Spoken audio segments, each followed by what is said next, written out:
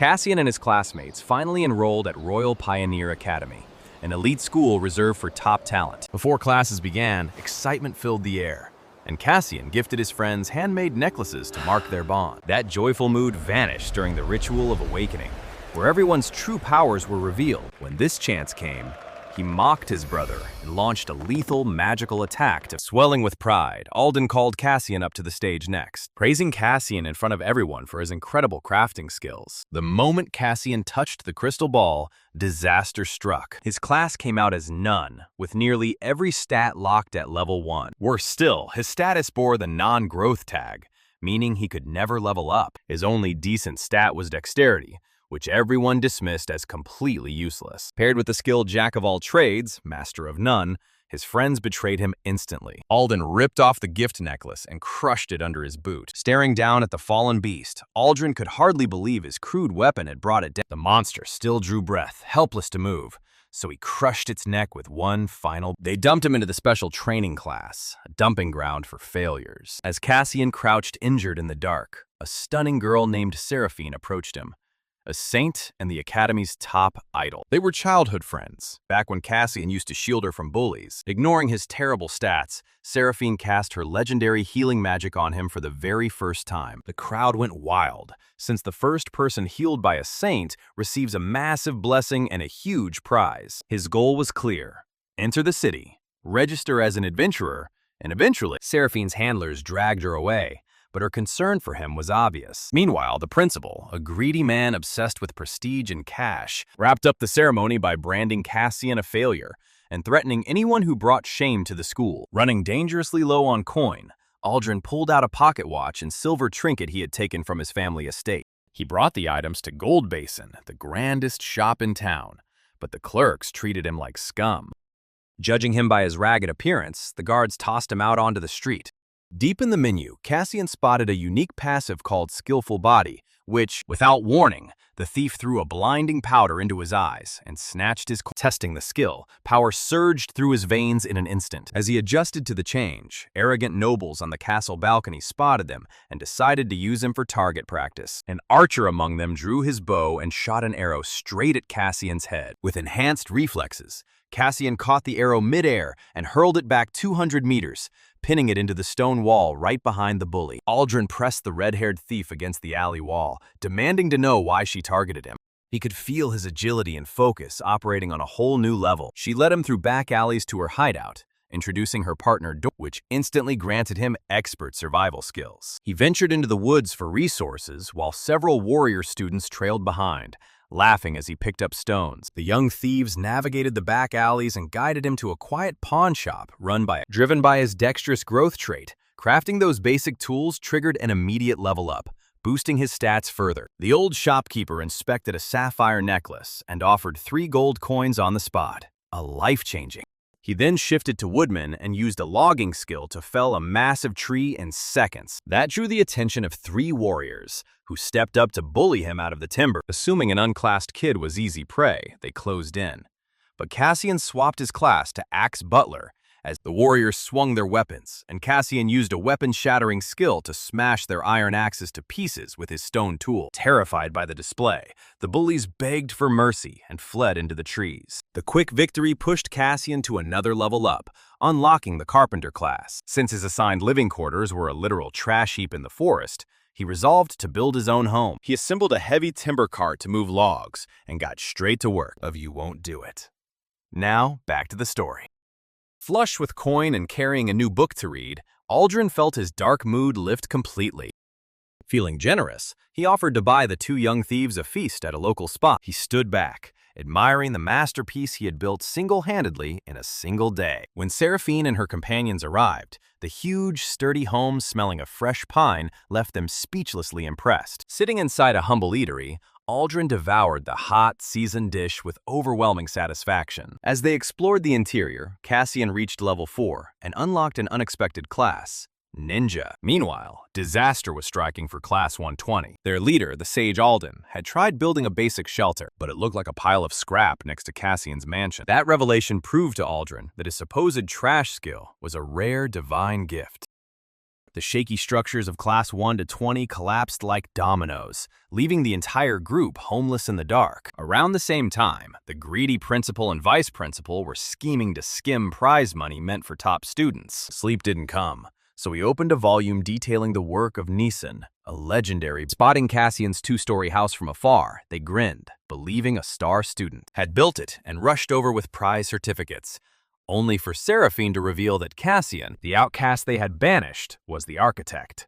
Enraged, they ripped up the awards and ran off screaming. Later, they announced a first-to-level-up award, aiming to highlight a class representative. At daybreak, Aldrin walked straight to the Adventurer Guild Hall. Driven mad by his success, they sprinted back toward the castle like lunatics. Ignoring their bizarre behavior, Cassian focused on mastering his new ninja job. Choosing to work alone kept extra coin in his pouch, and standing at the notice board, he searched for a job to launch his. Starting at the bottom rank, the novice warrior scanned the available bounty. Mid-practice, a group of students led by a guy named Ferric interrupted him. Collecting their left ears would prove the kills and earn him a handful of. Strutting arrogantly, he demanded Cassian kneel and beg if he wanted a fire to stay warm. Spotting a goblin lurking in the tall grass, he struck, felling the creature in a single motion. He told Ferric to get lost, making it clear he didn't need a flashy mage to survive the forest. Furious that Cassian showed no fear, Ferric snapped, and 2 months passed. Aldrin shared quarters with Nesca and Doric, a pair of the doorway, laughing as they waited for the structure to burn down. Having built a steady purse of gold, Aldrin earned his promotion to bronze. The flames smothered themselves, leaving the bullies standing there looking ridiculous. Preparing his next strategy, Aldrin visited the central cathedral for an appraisal. Paying a full gold coin, he kindled a bright fire in seconds without a spark of magic, stunning the onlookers. Realizing their mistake, the bullies immediately shifted gears and begged for embers to cook their lunch. Refusing to play nice, Cassian hurled ignited shurikens at their feet, setting. Furthermore, the appraisal displayed a rare passive trait, granting complete immunity to alt. With the trouble cleared, Cassian headed deeper into the forest to hunt for lunch. Relying on his appraiser and ranger skills, he gathered rare nuts and high-grade edible mushrooms. He even wove a sturdy leaf bag capable of carrying heavy loads without tearing. Reviewing the new quest listings, Aldrin picked a contract to hunt juvenile rock lizards. Swift and armored, these beasts offered an ideal benchmark for his upgraded combat abilities. Completing the registration details, he marched toward the jagged hills bordering the city wall. Arriving at the rocky slope, he quickly spotted a scaly reptile basking on a stone. He warned Ilka that the blue mushrooms caused severe hallucinations and intense pain. Sensing Cassian's honesty, Ilka trusted his word and ignored Harlan's advice. As the lizard lunged forward, no fear touched his mind. That kiss triggered an unexpected level up, unlocking the stonecrafter job and boosting his stats. Returning home, Cassian used his new craft to fashion a stone hammer, a chisel, and the physiological gains from the wild plants had taken hold. The frail farmer? Right then, the principal and vice principal came running out, looking completely frantic. Having watched him harvest the rare Tatsumaki mushroom on the live stream, they wanted it for themselves. Every slash was precise, tactical, and Cassian just shrugged and said he had already eaten it, sending them into a screaming rage. Feeling exhausted, he switched over to his ninja job and climbed a tree for an undisturbed nap. Late that night, the sound of Seraphine's voice woke him up. She had trekked into the dark forest to thank him for building her house, carrying a hot pot of dinner. The payout far exceeded goblin bounties, while requiring half the exertion. At the inn, Doric and Nesca were already sitting by the hearth. His childhood friend was a bit uneasy about sitting so high off the ground, but beside him, she felt completely safe. As they talked, she got flustered and brought up a rumor about him and another girl. Aldrin's stern words from the previous evening had clearly driven. Without a second thought, Cassian leaped down, caught her midair, and landed gracefully on the ground, holding her in a princess carry. This victory was merely a baseline. He required rarer toxins and far higher attributes. Suppressing his gag reflex, Aldrin swallowed another dose of bitter, caustic roots. His mind remained locked on reaching absolute physical perfection, but Seraphine simply buried her face in his chest, her ears turning bright crimson. Once she was safely dropped off, Cassian headed back to his forest cabin. His keen senses immediately caught a sweet fragrance inside. Kyra, the tiny ninja girl from class. She had snuck inside, suspicious of his unbelievable abilities. She launched a sudden ninja assault, but Cassian's speed operated on a whole different level. Effortlessly dodging every strike, he made her aggressive moves look like a struggling kitten. Finally, he wrapped his arms around her to end the scuffle. Overwhelmed with embarrassment, Kira misconstrued his words, turned beet red, and bolted out the window. That strange encounter actually triggered another level up, revealing a new job class, Treasure Hunter. Both had trained relentlessly, finally gaining the skill to slaughter goblins effortlessly. Eager to advance, they asked Aldrin to form an official party. Assuming it was still night, he kept resting until he realized something was wrong. At dawn, the trio set off toward the forest. Doric's ruined joint made his pace. Late for his very first day of academy classes, he bolted straight for the school, hoisted Doric straight onto his back. Despite carrying a full-grown way up on the exterior wall, far beyond standard skill range, he spotted a strange black flag. Doric and Nesca executed their strategy, using Nesca as live bait. Appraising it left him stunned. It wasn't a flag at all, but ultra. Unable to move quickly, Doric allowed the creature to charge.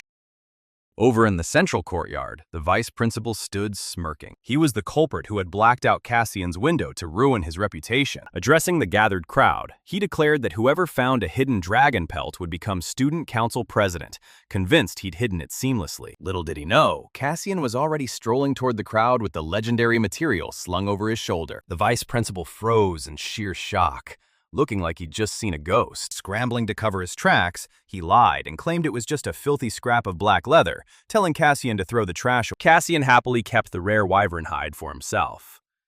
At lunchtime, things got even better. 3 of the most stunning and popular girls, Seraphine, Ilka, and Kyra, all gathered around his desk. They took turns feeding him directly from their bento boxes, sending every guy nearby into a fit of rage. Cleared up the mystery behind his pouch of dried herbs.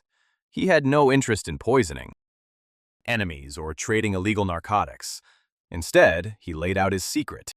Their ringleader, Alden, tried convincing the group it was all just an illusion. Desperate to outshine him, Alden dragged the class into skipping school to search for the hide Cassian already possessed, leaving them spent by nightfall. A student named Harlan offered the exhausted group some bright blue mushrooms he'd gathered. Though Cassian had explicitly warned them about these toxic fungi the day before, their hunger won out, and they ate them anyway. The outcome was disastrous, inflicting severe stomach cramps on the entire group. Too proud to seek medical help, Alden let the class end up unconscious and foaming at the mouth. Discovered the following morning, they were rushed to the infirmary, which caused the whole class to be demoted to a lower tier. That afternoon, Cassian attended his very first elective class in leather crafting. Ever the bully, the vice principal ordered Cassian to sit directly on the cold floor at the back. With their party formed to slay a future hero, Aldrin instructed his teammates to train independently.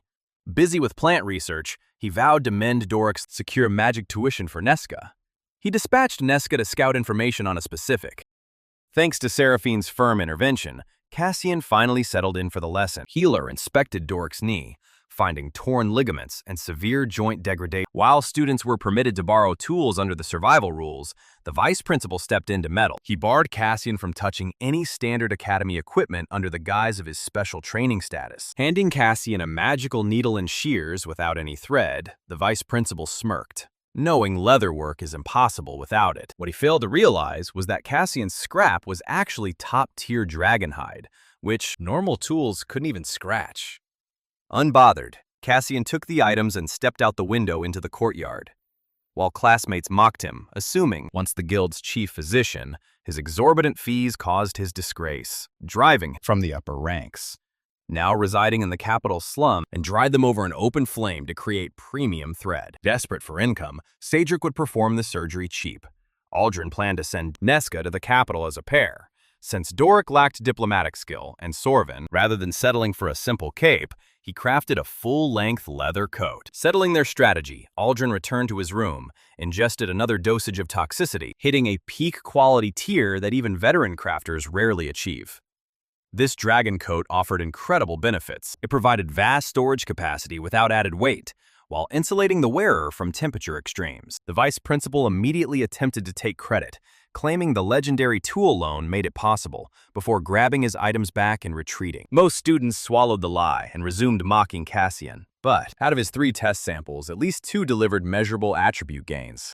Sitting beside her, Cassian explained that true crafting comes from pouring your heart in and picturing someone's smile. Taking his words to heart as she stitched a small patch, Her own hands suddenly began to glow. Powered by her genuine affection for Cassian, she produced a master-grade heart patch. She shyly presented the token to him, and he stitched it onto his dragon coat. The moment the two pieces fused, the garment transformed into a dragon and saint coat, surging far past level 100, relieved that she took the lead. Once the pair departed, the enhanced coat could now actively mend Cassian's injuries and self-repair any damage automatically. Usual shelter in a hidden crevice between two boulders before starting. Two herbs drew his focus, a purple bloom named Risengrass that raised. Catching sight of Seraphine in her fitted gym attire was such a pleasant shock that it triggered yet another level up. It proved just how powerful an influence she had on his rapid development. Checking his status menu, Cassian observed his level climbing at an astounding pace. 5 days in, terror struck the campsite. Setting the mystery aside, he swapped his active job class to martial artist just in time for PE class. Far deadlier than any creature Aldrin had faced before, crashed through the trees. Powerful 1-inch strike. The PE instructor, a towering muscle-bound warrior named Brannick Vance, opened the session by explaining that the Academy's barrier magic, which repels wild monsters and staves off dehydration, would begin fading tomorrow. He sternly warned the class that survival would soon demand real combat. Seeking to demonstrate his superiority, Brannick singled out Cassian, calling him jobless trash and demanding a sparring bout. Brannick even boasted that he would absorb Cassian's initial strike without offering any defense. Cassian did not hold back. Activating his special trait, he reallocated his entire stat distribution straight into raw physical strength, granting him overwhelming force. A single strike to the torso delivered insane results. Brannick flew backwards several meters, knocked completely unconscious while the surrounding students froze in shock though. The teacher eventually came to and claimed he took the hit on purpose to cushion the impact. Red-faced from humiliation, Brannick demanded a free strike in return. Cassian instantly reallocated his attributes, dumping every point into raw endurance. Brannick threw a brutal right hook straight at his jaw, only for the impact to echo like solid rock. Kneeling before the altar, he watched his endurance and stamina metrics tick upward. Screaming in agony, the instructor dropped to his knees as Cassian stood completely unharmed. 2 of his 3 experimental herbs were yielding clear results. Anticipating incoming monster attacks, he swapped to the woodman class to harvest timber before switching to carpenter to construct a massive barricade and gate. Reinforced by his inflated attributes, the wooden defense proved harder than solid granite. As the final beam slotted into place, the fencing and gate merged seamlessly into the structure. Nesca possessed the minds to guide them. Providing ample coin, Aldrin dispatched the pair capital-bound. Their objective was Cedric, an outcast specialist holding the key to Doric's cure. As Principal Mulgrave walked in on the destruction, Saren immediately tried pinning the damage on Cassian. Yet Mulgrave ignored the broken stone entirely, fixated instead on rumors that Saren possessed a god-tier tool. Spotting an ordinary needle and pair of shears in Saren's coat, the principal snatched them, convinced they were mythical relics. Before the panicked administrator could clarify their mundane nature, endurance, alongside spotted red Genpel mushroom trapped by his own deception, Saren felt his heart rate spike in sheer panic. Eager to strike back, the vice principal joined forces with physical education instructor Brannick Vance. Saren instructed Brannick to turn their upcoming session into a ruthless beatdown to humble the student, but the scheme backfired instantly. A colossal bear beast, dwarfing any opponent in Aldrin's past, charged from the flattened the physical education teacher cold during combat practice. The realization that flight was impossible, prompting an immediate preemptive blow, Brannick Vance included. Reduced to campus pariahs, the trio watched Cassian thrive without a care in the world. Transforming a dilapidated shack into an advanced stronghold was a feat usually reserved for monarchs or supreme champions. The milestone granted him an enormous EXP payout, spiking his stats, particularly agility, and unlocking the Trapper class. Poison burning its insides, the creature reeled back and bolted into darkness. Exhausted, bleeding, and aching in every joint, Aldrin stood alive, weapons shattered into splinters, compelling a weary retreat. Cutting her free yielded no thanks. She simply slunk off into the brush with a glare. Moments later, he discovered Vice Principal Saren trapped at the bottom of a garden pitfall. Caked in mud, Saren sobbed over his ruined tailored attire until Cassian offered a hand up. Watching the administrator hobble off, Cassian pocketed extra experience points for successful snare tests. Ranking up once more unlocked the Woodcrafter class, expanding his arsenal beyond simple fortifications. He now possessed the expertise to craft home furnishings and domestic implements, turning barren walls into a proper homestead. Nesca and Doric gasped at the sight of his ragged frame. After describing the monstrous bear, he affirmed that his wilderness training would continue. Class masteries made all the difference, yielding top-tier furnishings in short order. The three unwind together in relief that all remained alive. Aldrin gathered Doric and Nesca to iron out their next move.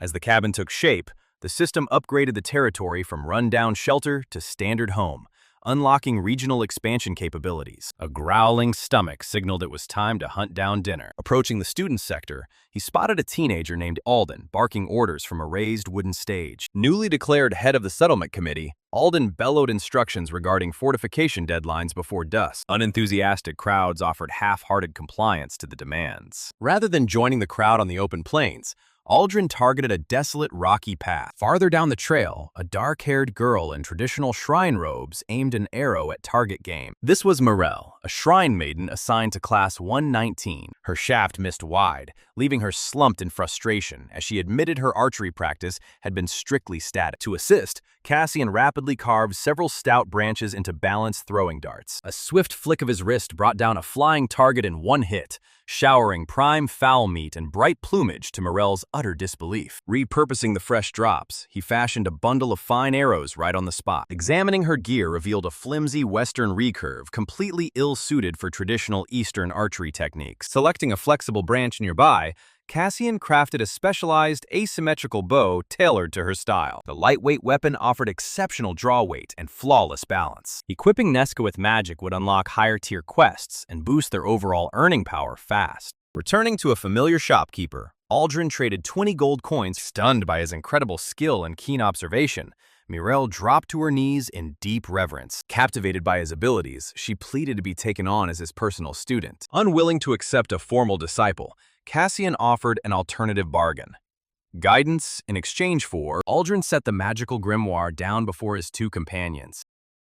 Nesca, who had been diligently learning to read and write, lit up at the sight. Stormed the clearing, suspecting foul play, giving Cassian the perfect opening to quietly vanish. Opening the cover, Nesca could barely contain her excitement. Returning to his hearth, he threaded the bird meat and scallions onto skewers over glowing coals. Aldrin cut her off, urging her to focus purely on growth so they could take on bigger challenges. Doric winced silently, anxious that magic users would render his physical strength useless. Aldrin reassured him immediately, promising they would sharpen his martial skills together. With the local warding magic gradually dissipating, game animals such as hares and stags began wandering into the open. Following game trails toward water sources became the priority for the rest of the day. Aldrin smiled at her rapid breakthrough before heading into town alone the following morning. Before he could gather water, 3 mohawked thugs, the infamous Vosk brothers, strolled out of the brush. Stopping by the church to evaluate his growth, he blinked at the massive numerical jump on his status sheet. They hurled insults and threatened violence, but Cassian remained completely unfazed. Swapping his active class to martial artist, he squared his shoulders into a tight fighting stance. When the thugs charged while swinging spiked bludgeons, pinpointing the exact herb responsible for his strength gains, made. The brothers crumpled instantly, clutching their bloody faces. Later that afternoon, the party gathered in the open fields beyond the city. A sudden roar shattered the silence as a giant wild boar, the lake's apex predator, erupted from the thicket. Panicked, the injured trio retreated into the trees, praying the monster would tear Cassian apart. Unshaken, Cassian swapped to ninja and tracked the beast's impending charge. Unsatisfied with simple sparks, she asked Aldrin to help her tackle a full fireball, executing a devastating Azuna throw that slammed the brute headfirst into the soil, carving a crater in the dirt. The violent impact rattled the surrounding canopy, dislodging the hiding Vosk brothers from their perches. Terrified by the raw force, the thugs scrambled away on all fours. Cassian proceeded to harvest top-grade materials from the carcass, thick hide, prime cuts, and ivory tusks. Spending the rest of the day by the water, he cured the leather and carved an ultra-sharp hunting blade from a tusk. Nesca mastered foundational elemental spells and began refining high-speed incantations. Doric's strikes grew sharper and far more authoritative. Alden had erected a sprawling 50-meter timber palisade surrounding the settlement. The towering wall looked like a structural death trap, shoddy, leaning, and dangerously unstable. Cassian warned him of impending collapse, but Alden scoffed at the warning, dismissing Cassian and insisting the structural sway was an intentional engineering feature. Though hesitant over the steep gold coin evaluation fee, they agreed when Aldrin covered the... Utilizing his stockpiled timber, he rapidly assembled a heavy-duty enclosure around her lot. Seraphine and Morel attempted to warn nearby classmates to seek shelter within the perimeter, but the crowds mocked their concerns, placing absolute faith in Alden's construction. Just a handful of peers from Seraphine, Morel, Ilka's classes gathered within Cassian's safe zone. Darkness settled as gale force winds howled, followed by an ominous splintering crack. The massive wooden wall gave way and buckled inward like a collapsing mountain. Massive logs rained down on the town, crushing everything below. While the residential sector was buried under splintered wood and dust, Cassian's breakwater fence held firm, shielding his home and the few who trusted him. Bagging 30 frogs brought in a mountain of coin and gave Doric a massive boost in confidence. Aldrin praised their hard work, though he cautioned Doric about the long road ahead to match his experience. They quickly pinned the entire disaster on Alden, a student from Class 120. The administration claimed Alden triggered the collapse just to score extra credits. Seeing their progress, Aldrin sent the pair out to tackle missions. Together, they aimed to save 5 platinum coins to heal Doric's leg and reach the top rank. 2 months flew by, earning the duo a reputation in the guild for a flawless contract. Consequently, Alden's class was demoted to the bottom rank, while Seraphine and Morel's classes rose. Stepping back into town after a long hunt, Aldrin met Doric and Nesca, who were bursting with news. Then came a letter from his father, calling him a disgraced failure. Afraid of losing his inheritance, Alden broke. He returned to class, claiming Cassian sabotaged the wall out of jealousy and tried pressuring Coralie, hiding his pride behind a cool posture. Aldrin told them to save their gratitude and focus on getting stronger. Before leaving for the capital, Aldrin noted they needed extra travel funds and a rare jar of metal slime oil. The journey also carried a personal objective for Aldrin, tracking down his brother, Sorvin. Doric brought up rumors of a prodigy at the Royal Academy, and Aldrin knew instantly, though the kingdom backed Sorvin with all its power, Doric and Nesca vowed to stand beside Aldrin. On their final evening in town, Aldrin brought the pair out to shop for gear. Spotting their foul, tattered packs, Aldrin bought them sturdy new travel bags. Coralie offered a shy thank you, but Cassian merely shrugged and walked past. At dawn, the party chose to walk the long road to the capital rather than pay for a sluggish carriage. He crafted top-tier planters, leveled up, and unlocked a rare class, Mono Farmer. This new job granted him a unique perspective on the world around him, allowing him to inspect plants and spirits with flawless clarity. In his garden, he spotted wild sweet potatoes, small and bitter, yet ideal for a start. Realizing manual farming was far too slow, Cassian grabbed high-grade timber and his trusty carving knife, a childhood trapped in a dark orphanage that sold its young wards for gold. Fate brought the two together when Nesca nursed a bleeding, broken Doric back to now cleared of dense timber from his recent harvesting. Unpacking these painful memories wove a deep bond between the 3 companions. Rather than discarding the roots, he chopped them into fuel with his axe. Passing through the towering gates of the capital, the group headed straight into the shadowy black market. With the land cleared, the real labor began. Cassian gripped his custom hoe and activated a magic spell called Enchant Wind. Only Sadric possessed the skill required to repair Doric's shattered leg and restore. As he drove the hoe downward, it did far more than break the surface. Sensing danger, Aldrin cut in and took control of the negotiations. Stunned by the efficiency, he tilled a massive 20-meter plot instead of his original garden. Next came the sweet potato cuttings, originally poor quality stock, until Cassian stepped in. Activating Breath of Light, Cassian channeled all 180 points of his mana straight into the soil. Instantly, the tiny sprouts surged with life, spreading rapidly into the surrounding forest edge. Though completely drained of mana, Cassian found himself standing before a vast potato crop. Unearthing one, he saw his magic had transformed the scrubby roots into pristine, exceptionally sweet tubers. He decided to roast a few over an open flame. Unbothered by the steep price, Aldrin booked 3 nights so Doric could rest before the surgery. High above the city streets, the room offered plush mattresses and a magical temperature regulator. Highborn status and rigid etiquette vanished the moment they caught the scent. They devoured the steaming, tender potatoes, stunned by the incredible flavor. Looking back, the pair realized Aldrin had pulled them straight out of a hopeless existence. Sitting together, Doric and Nesca swore a quiet oath to follow Aldrin wherever he led. At daybreak, the trio returned to the clinic, where Sadric prepared his instruments. Desperate hunger gripped the school, so Cassian stepped up to assist. He packed carts with 2 tons of sweet potatoes bound for the living quarters. Barred from entering by school regulations, he had Ilka's followers haul the supplies back. Overwhelmed by his generosity, Seraphine fought back tears and leaned close. That ensured the greedy surgeon would stay attentive during recovery. When Doric regained consciousness, his leg was completely dead to the touch. The girls announced the meal came from Cassian, decreeing no one ate without thanking him personally. Aldrin hauled Doric back to the inn on his shoulders. Late that night, with Doric asleep, Aldrin and Nesca slipped out to hunt for news about Sorvin. Nesca led the way into a seedy tavern, knowing precisely how underworld channels operated. Watching starving nobles drop their pride served as a stark wake-up call for everyone. Moments later, the pair stepped into a secluded back room for their meeting.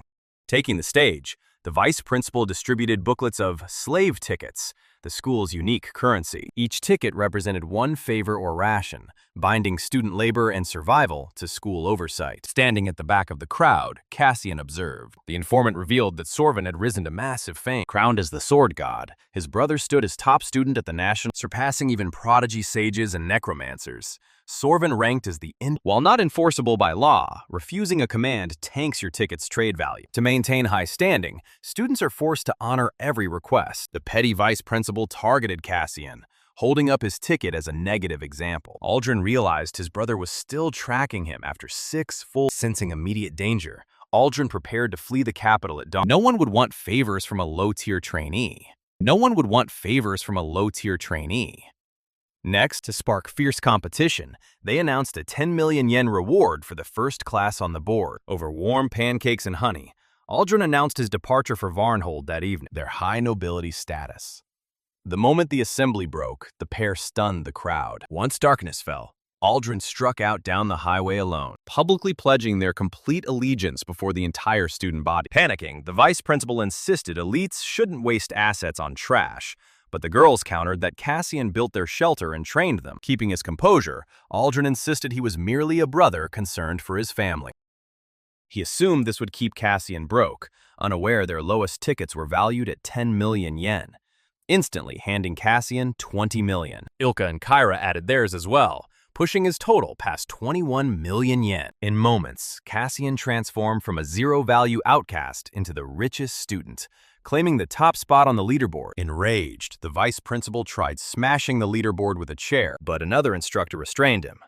Having thrown a tantrum before the king on live broadcast and failing to award the promised prizes, he was stripped of his rank. Demoted to proxy vice principal, he took a massive pay cut. Delighted by the offer, Celine praised his unexpected generosity despite her violence. He unlocked a rare, high-tier job, divine carpenter, a discipline typically reserved for building temples to gods. Cassian dismissed the grand title, having no interest in constructing holy sites. Meanwhile, students gathered at a new school exchange managed by the demoted vice principal. He offered level-up potions for 2 million yen apiece to drain ticket wealth from the student body. Yet Aldrin had laced every line to spark deadly paranoia between Sorvin and Celine. As residents spent money expanding, the neighborhood finally began resembling a real town. Knowing time was running out, Aldrin sprinted back to the safety of Varnhold. Wealthier classes spent millions hiring professional carpenters to erect instant housing, while lower-income students were left empty-handed.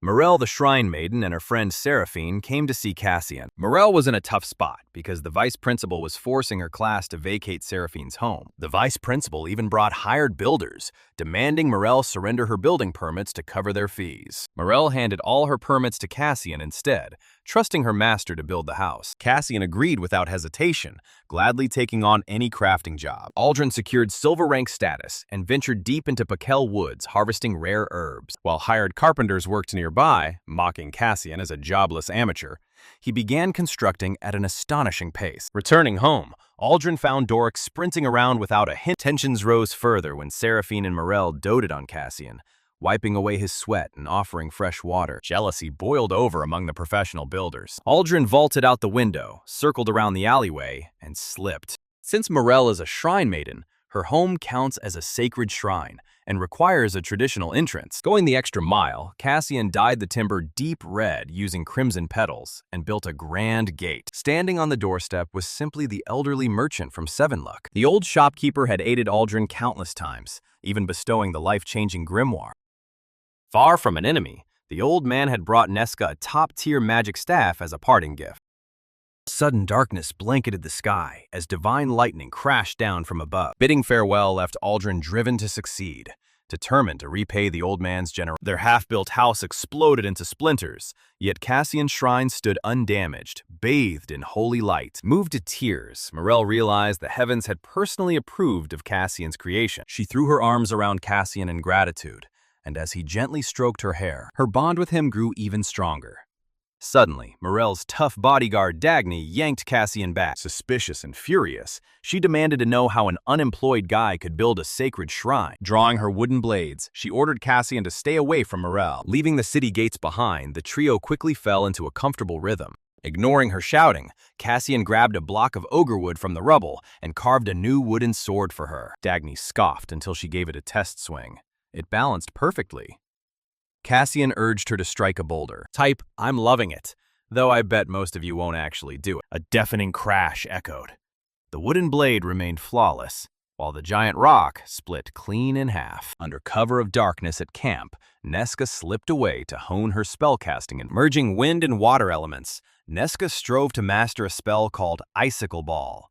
Cassian stayed cool, explaining they weren't enemies. He crafted it knowing Dagny wanted to protect Morel from creeps. Hitting a nerve, Dagny turned bright red and acted tough to hide her embarrassment. With his injured leg fully restored, Doric spent the late hours running drills and polishing his blade work.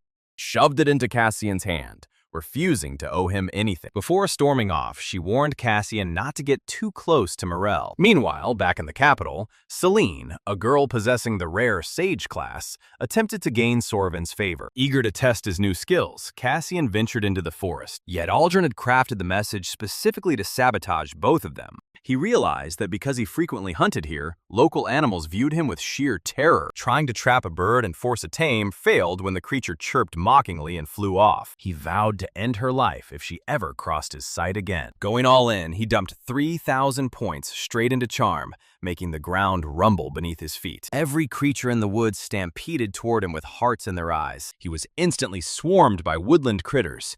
Birds on his face, squirrels in his clothes, and deer nuzzling his legs. Sorvin now ranked among the most lethal and influential individuals on the continent. With his stats balanced, he headed toward a nearby pond, a weapon celebrated for wielding both holy and dark magic in tandem. Today, that legendary blade lies entombed within a cavern, guarded by beasts and toxics. While playing with the fawn, he backed into what seemed like a mossy boulder, only it wasn't a rock. It was a massive bear, twice his height, the legendary master of the forest. The beast grabbed him, and for some reason, Cassian's active skills refused to activate. Just as he braced to get his head bitten off, the giant bear started licking his cheek. Even the forest boss couldn't resist his charm. Cassian tamed the bear, named him Bramble, and rode back home atop his shoulders. When they returned, they spotted 4 thugs waiting at the gate. Though modest in size, Osterhall offered effortless navigation and relaxed gate security. A brute who called himself a bear killer. They were talking big about skinning Cassian alive until Bramble loomed up behind him. Eventually, they secured lodgings at an affordable inn named Treetop Tower. Clean accommodations and a hot bath made it a vast improvement over. Dawn saw them heading straight to the local adventurer guild to register for contract. Although Aldrin held silver rank status, he selected basic bronze quests to start. With the area clear, Cassian decided to build Bramble a proper shelter. Since Bramble excelled at digging, they teamed up to carve a cozy underground den right by the gate. Turning, the moment they crossed the threshold, a hulking veteran cut off Doric and sneered at him like a rookie. Seraphine was a saint candidate, a gentle girl who had always been close to Cassian. Turning to greet her, Cassian noticed Seraphine suddenly freeze, acting wildly flustered. Confused, Cassian checked his status window. He discovered that while adjusting his stats earlier, he had accidentally left his charm at 101 points. That was over 100 times his original level, and double the score of Alden, the most popular guy in school. In Seraphine's eyes, Cassian looked irresistibly handsome, making it hard for her to look him in the face. Cassian quickly set his charm back to normal so they could speak properly. Though terrified when she first saw Bramble, Seraphine relaxed once Cassian introduced them and showed how gentle the bear was. Heavily outnumbered, Aldrin, Doric, and Nesca stood shoulder to shoulder and leveled for causing the chaos. The guild handed Aldrin a 1-week suspension.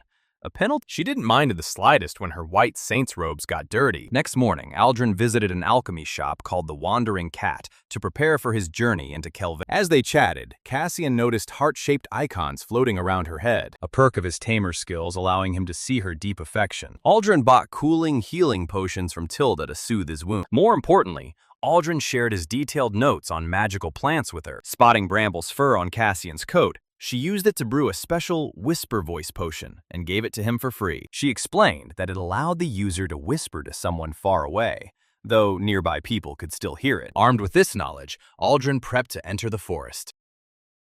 Forced him into an outdoor field class taught by a flashy instructor named Rena. Rena treated her students and beasts exactly the same, even threatening to whip anyone who failed to perform. Since Cassian's bear was sleeping back in the forest, the vice principal mockingly handed him a stressed-out sewer rat as a substitute pet. To handle the situation, Cassian temporarily boosted his charm stat once more. The effect was so potent that every pet in class ignored its owner and rushed toward Cassian, showering him with love. Professor Rena was so impressed by his natural talent that she gave him a suffocatingly tight hug, driving the vice principal crazy. To settle rankings, a pet battle tournament was arranged. Spotting a suitable temporary base, Aldrin moved in to eliminate the monsters. Striking fast, the warrior dropped guards and archers before they could group up.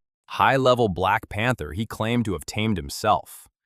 The other students laughed at Cassian, assuming cutting down the commanders instantly sent the remaining goblins fleeing in terror. Since school rules allowed pets to attack handlers directly, things were looking grim for Cassian. Thinking fast, he took a sip of the whispering potion and shouted for Bramble. At first, nothing happened, drawing mocking laughter from the crowd. Alden mocked him as a loser, but his laughter died the instant the ground began to shake. Following the aura, Aldrin discovered a pitch-black tree sprouting directly from a dead goblin. The parasitic Ognar plant absorbed traits from whatever host corpse nourished. Aldrin harvested a small fruit for analysis, proceeding with extreme caution. At his call, the massive beast trotted over, wagging its tail like a playful puppy. Completing his expedition, Aldrin secured a massive haul of poisonous flora. Hearing Cassian's magic-boosted voice, they assumed he was calling for help. Spectators stared in shock.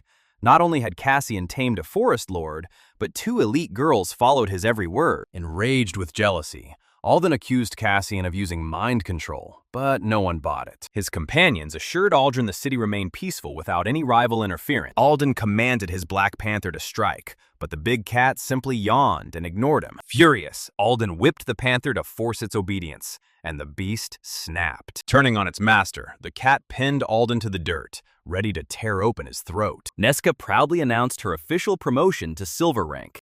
Though still recovering from his wounds, Doric celebrated her achievement before Aldrin spoke up. They whispered that he'd used some legendary skill to hijack the pet's loyalty. In truth, the panther never cared for Alden, so Cassian's tame took effect instantly. Monster density was high, and the poisonous plants reached terrifying potency levels. Cassian officially adopted the big cat and named him Nyx. Aldrin shared rumors suggesting the deadly fruit could bestow a brand. Following the victory, the vice principal was forced to yield the massive cash reward. Aldrin produced a jimpy leaf, displaying its thick coating of razor-sharp spines. Consuming it promised stat gains, but chewing spines meant shredding his throat. On his stroll back through the dorm district, Cassian found noble students weeping beside ruined homes, while Nesca argued brewing a refined potion offered a safer alternative. Any guilt dissolved when Cassian overheard them plotting to trash his own cottage that afternoon. In truth, the administration had helped Alden smuggle the panther in to get Cassian expelled, a scheme that backfired completely. The vice principal even tried ratting out the principal to the school board, but the entire cover-up collapsed. With the principal demoted, Cassian returned to his forest cottage, richer and more powerful than ever. Vorlan attempted to provoke Aldrin, but the young receptionist Murray stepped between them. When Vorlan directed harsh threats at Murray, Aldrin prepared to draw his blade and execute him. Before blood hit the floor, Guild Chief Orban intervened to stop the escalation. His class had suffered another demotion, leaving him the laughingstock of the campus. Word spread quickly. The famous genius was mauled by his own pet, and rescued by a jobless loser. Humiliated beyond endurance, Alden fled down the hall, howling in rage. Wrapping up a routine quest that afternoon, Aldrin needed uninterrupted time to research safe consumption methods for the Ognar fruit. His stash contained numerous other toxic specimens ready for stat. Surviving incoming city threats required pushing his physical attributes higher immediately. Switching to Stonecrafter, Cassian built a makeshift kiln from surrounding boulders. He swapped to Potter next, shaping nearby clay and sand into sturdy vessels. An elderly priest agreed to evaluate his attributes for a single gold coin. The numbers paid off, revealing sharp gains in both his physical strength and mana pool. As he handed the jars to a thrilled Bramble, the principal and vice principal marched onto the property. By dusk, the old priest sat thoroughly drained. Though Aldrin compensated him well, Cassian cut off their arrogant demands before they could finish. Tilda was a bubbly alchemist who knew potion recipes inside and out. A low growl from the massive bear sent both administrators fleeing in terror. That afternoon, Cassian strolled down toward the student commercial district. Over the following days, Aldrin stuck to low-level guild tasks, yet every shop posted a targeted ban. No special education students allowed. The lone store without a ban sign was Ilka's Potion Shop. A massive queue stretched outside, thanks to an exclusive promotional offer. Moods lifted when his companion Doric finally earned his silver rank badge. Recognizing him as her friend, staff escorted Cassian past the crowd directly into her private workshop. Envy exploded through the waiting crowd at the sight. They seethed as a jobless nobody strolled right into the sanctuary, off limits to everyone else. Ignoring the murderous glares behind him, Cassian greeted Ilka inside her bustling shop. To celebrate her grand opening, he presented a custom mortar and pestle forged from his pottery class. Sitting in the Adventurers Guild, Aldrin, Doric, and Nesca debated their choice. Their eyes landed on Merette behind the counter, looking pale and overwhelmed. Merritt revealed a massive horde of orcs was marching straight toward Osterhall. Before he could process her words, she wrapped her arms around him and peppered his cheek with kisses. But Vorlan and his squad refused to mobilize out of sheer spite. High rank requirements aside, the threat remained on their doorstep. Cassian stood stunned, feeling his stamina drain and replenish all at once. Marching north to the marshlands, the party prepared an ambush site. Thick mud would mire the advancing greenskins, while Nesca rained spells from high ground. She needed rare alchemy ingredients collected, including monster seeds, moss, and beast claws. Right on schedule, roughly 20 orcs lumbered into the bog.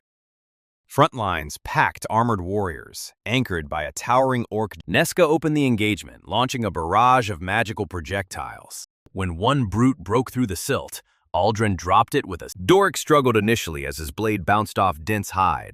Upon waking, the timid girl stammered nervously from behind her long bangs. She confessed her struggle as a pastry cook in an academy that only valued battle rations over desserts. Facing expulsion, she begged for sweet potatoes to craft one final treat for her peers. Refusing to give simple charity, Cassian resolved to show her true pastry mastery. Raising massive shields, the elite vanguard deflected every incoming spell without breaking. Shifting to woodworker, he crafted heart and star-shaped candy molds on the spot. Flame spells cleared out the last stragglers as Nesca secured the marsh parade. That left only 2 elite knights in the massive general standing. She voiced doubts that 2 basic ingredients could yield anything noteworthy. Cassian simply smiled, watching the mixture bubble into a rich golden syrup. He activated his specialized confectionery skill to transform the simple glaze. Pouring it into the molds, crystal-clear jewel candies set within minutes. Hirumi, a notoriously clumsy student standing nearby, gasped in total shock. Cassian introduced the creation as gecko candy, a traditional Eastern delicacy. A few sharp thrusts drew blood, forcing desperation into the general's eyes. As the brute overextended on a swing, Aldrin stepped inside its guard and drove. Despite the straightforward recipe, her clumsy hands botched the initial batch completely. The result was burnt, bitter, and sticky. Yet Cassian patiently guided her next attempt. They practiced through the night until sunrise yielded a batch of sweet, glossy gems. Tears welled in her eyes as she embraced Cassian, finally feeling pride in her craft. After severing the orc ears as proof of bounty, the party returned to Osterhall. Hearing the buzz, the opportunistic vice principal arrived to claim the credit. The bully was forcing receptionists to plead for his intervention, convinced the town. Discovering RPG honored Cassian Gecko, his face contorted in bitter fury. He pressured Nissa to rename the candy and change tracks, threatening her academic standing. Emboldened by Cassian's mentorship, Nissa stood firm and refused his demands. Enraged, the vice principal used a slave ticket to command her, strictly forbidding her from nearing Cassian under threat of banishment.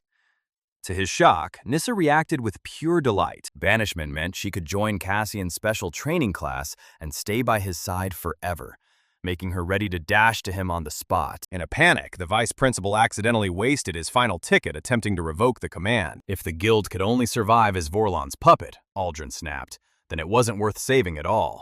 A level-headed young man quickly stepped between them to cool the room down. She scolded him, declaring his behavior a disgrace to educators, as he was acting like a total clown. Apologizing for the chief's outburst, the vice chief thanked Aldrin for defending the town. He pulled out special summoning tickets and called 4 thugs to beat her down. The chief was simply too panicked about losing his position to act reasonably. Surrounding Dagny, they talked big about showing no mercy to women. Securing proper payments required proof, so Aldrin produced the slain Orc general's corpse. He activated a control ticket Dagny had once given him as payment, gaining magical power over her. He commanded her to hold back and simply endure the beating. Dropping the body near a dark plant called the Ognar, Aldrin wanted to test if the flora would infest monster flesh. Plucking a fresh fruit from the stalk, Aldrin returned home. The vice principal and his thugs charged, expecting an easy win, when a blur suddenly tore through the air. A single massive swing from a heavy log sent all 5 flying straight into a pile of trash. They ended up buried under scrap metal, howling for help. Standing over them was Cassian, the unemployed woodcrafter, resting a log on his shoulder as if he had merely stumbled upon garbage. Refusing to call it a day, the party decided to pick their first official silver rank contract.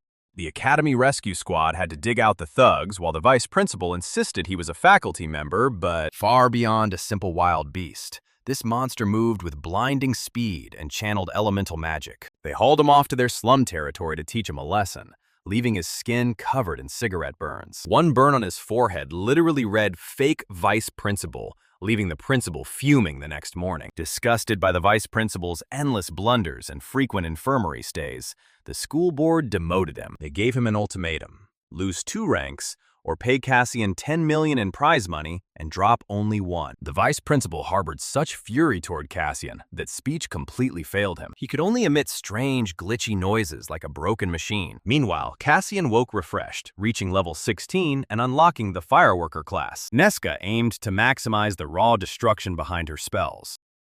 Though lacking materials for now, he made a mental note to put on a show for Seraphine later. At morning assembly, the vice principal arrived wearing a bandana to hide the burns on his forehead. Traversing the snow-capped northern peaks, the group searched for the frost panther terrorizing local travelers. After hours of scouring the frozen trails, Aldrin picked up a heavy presence charging toward. To mock Cassian, he demonstrated a sample firework that flashed the sky message, "I'm a loser, I quit school." The crowd burst into laughter, expecting Cassian to be the sole failure using it. Right before physical education began, instructor Brannick Vance announced a brutal marathon, tethering every male student together with a single length of rope. If one runner slowed down, the rest would drag him along. Still bitter over Cassian outshining him earlier, Brannick planned to push the boy to his breaking point. Prioritizing raw output over precision caused her spell to blast wide of the target.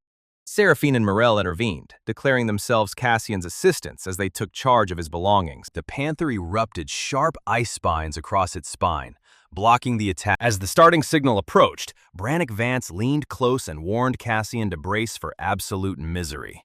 But Cassian remained composed, ready to move as the Hell Marathon officially kicked off. Entering the cavern, the party found the monster collapsed, dead on the stone. They would push north continuously until the final runner collapsed. Wiggling out from under the corpse was a newborn frost panther cub, completely white. Before setting off, he inserted the earplugs against the crowd's taunts and activated Stat Swap, boosting his speed and stamina to ridiculous heights. The frontrunners were seasoned track athletes, and they intended to sprint full force, dragging Cassian along until he was broken on the pavement. Guilt-stricken from slaying the mother, Doric and Nesca refused to let Aldrin kill it. After 40 kilometers at a full sprint, the other boys were gasping and drenched in sweat.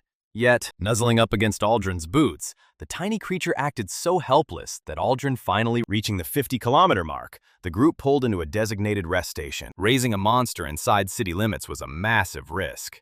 Yet, he was forced to stand under the burning sun while others enjoyed cold refreshments and cooling fans, until a carriage arrived. A private lounge had been arranged strictly for Cassian by Professor Rena and his 2 companions. The cub popped its head out over the canvas, looking completely harmless. They served him drinks, offered treats, and gave him a massage to ease his muscles. If the cub ever realized they had killed its mother, disaster was bound to follow. Aldrin made Doric and Nesca promise this rescue was a one-time exception, not a routine habit.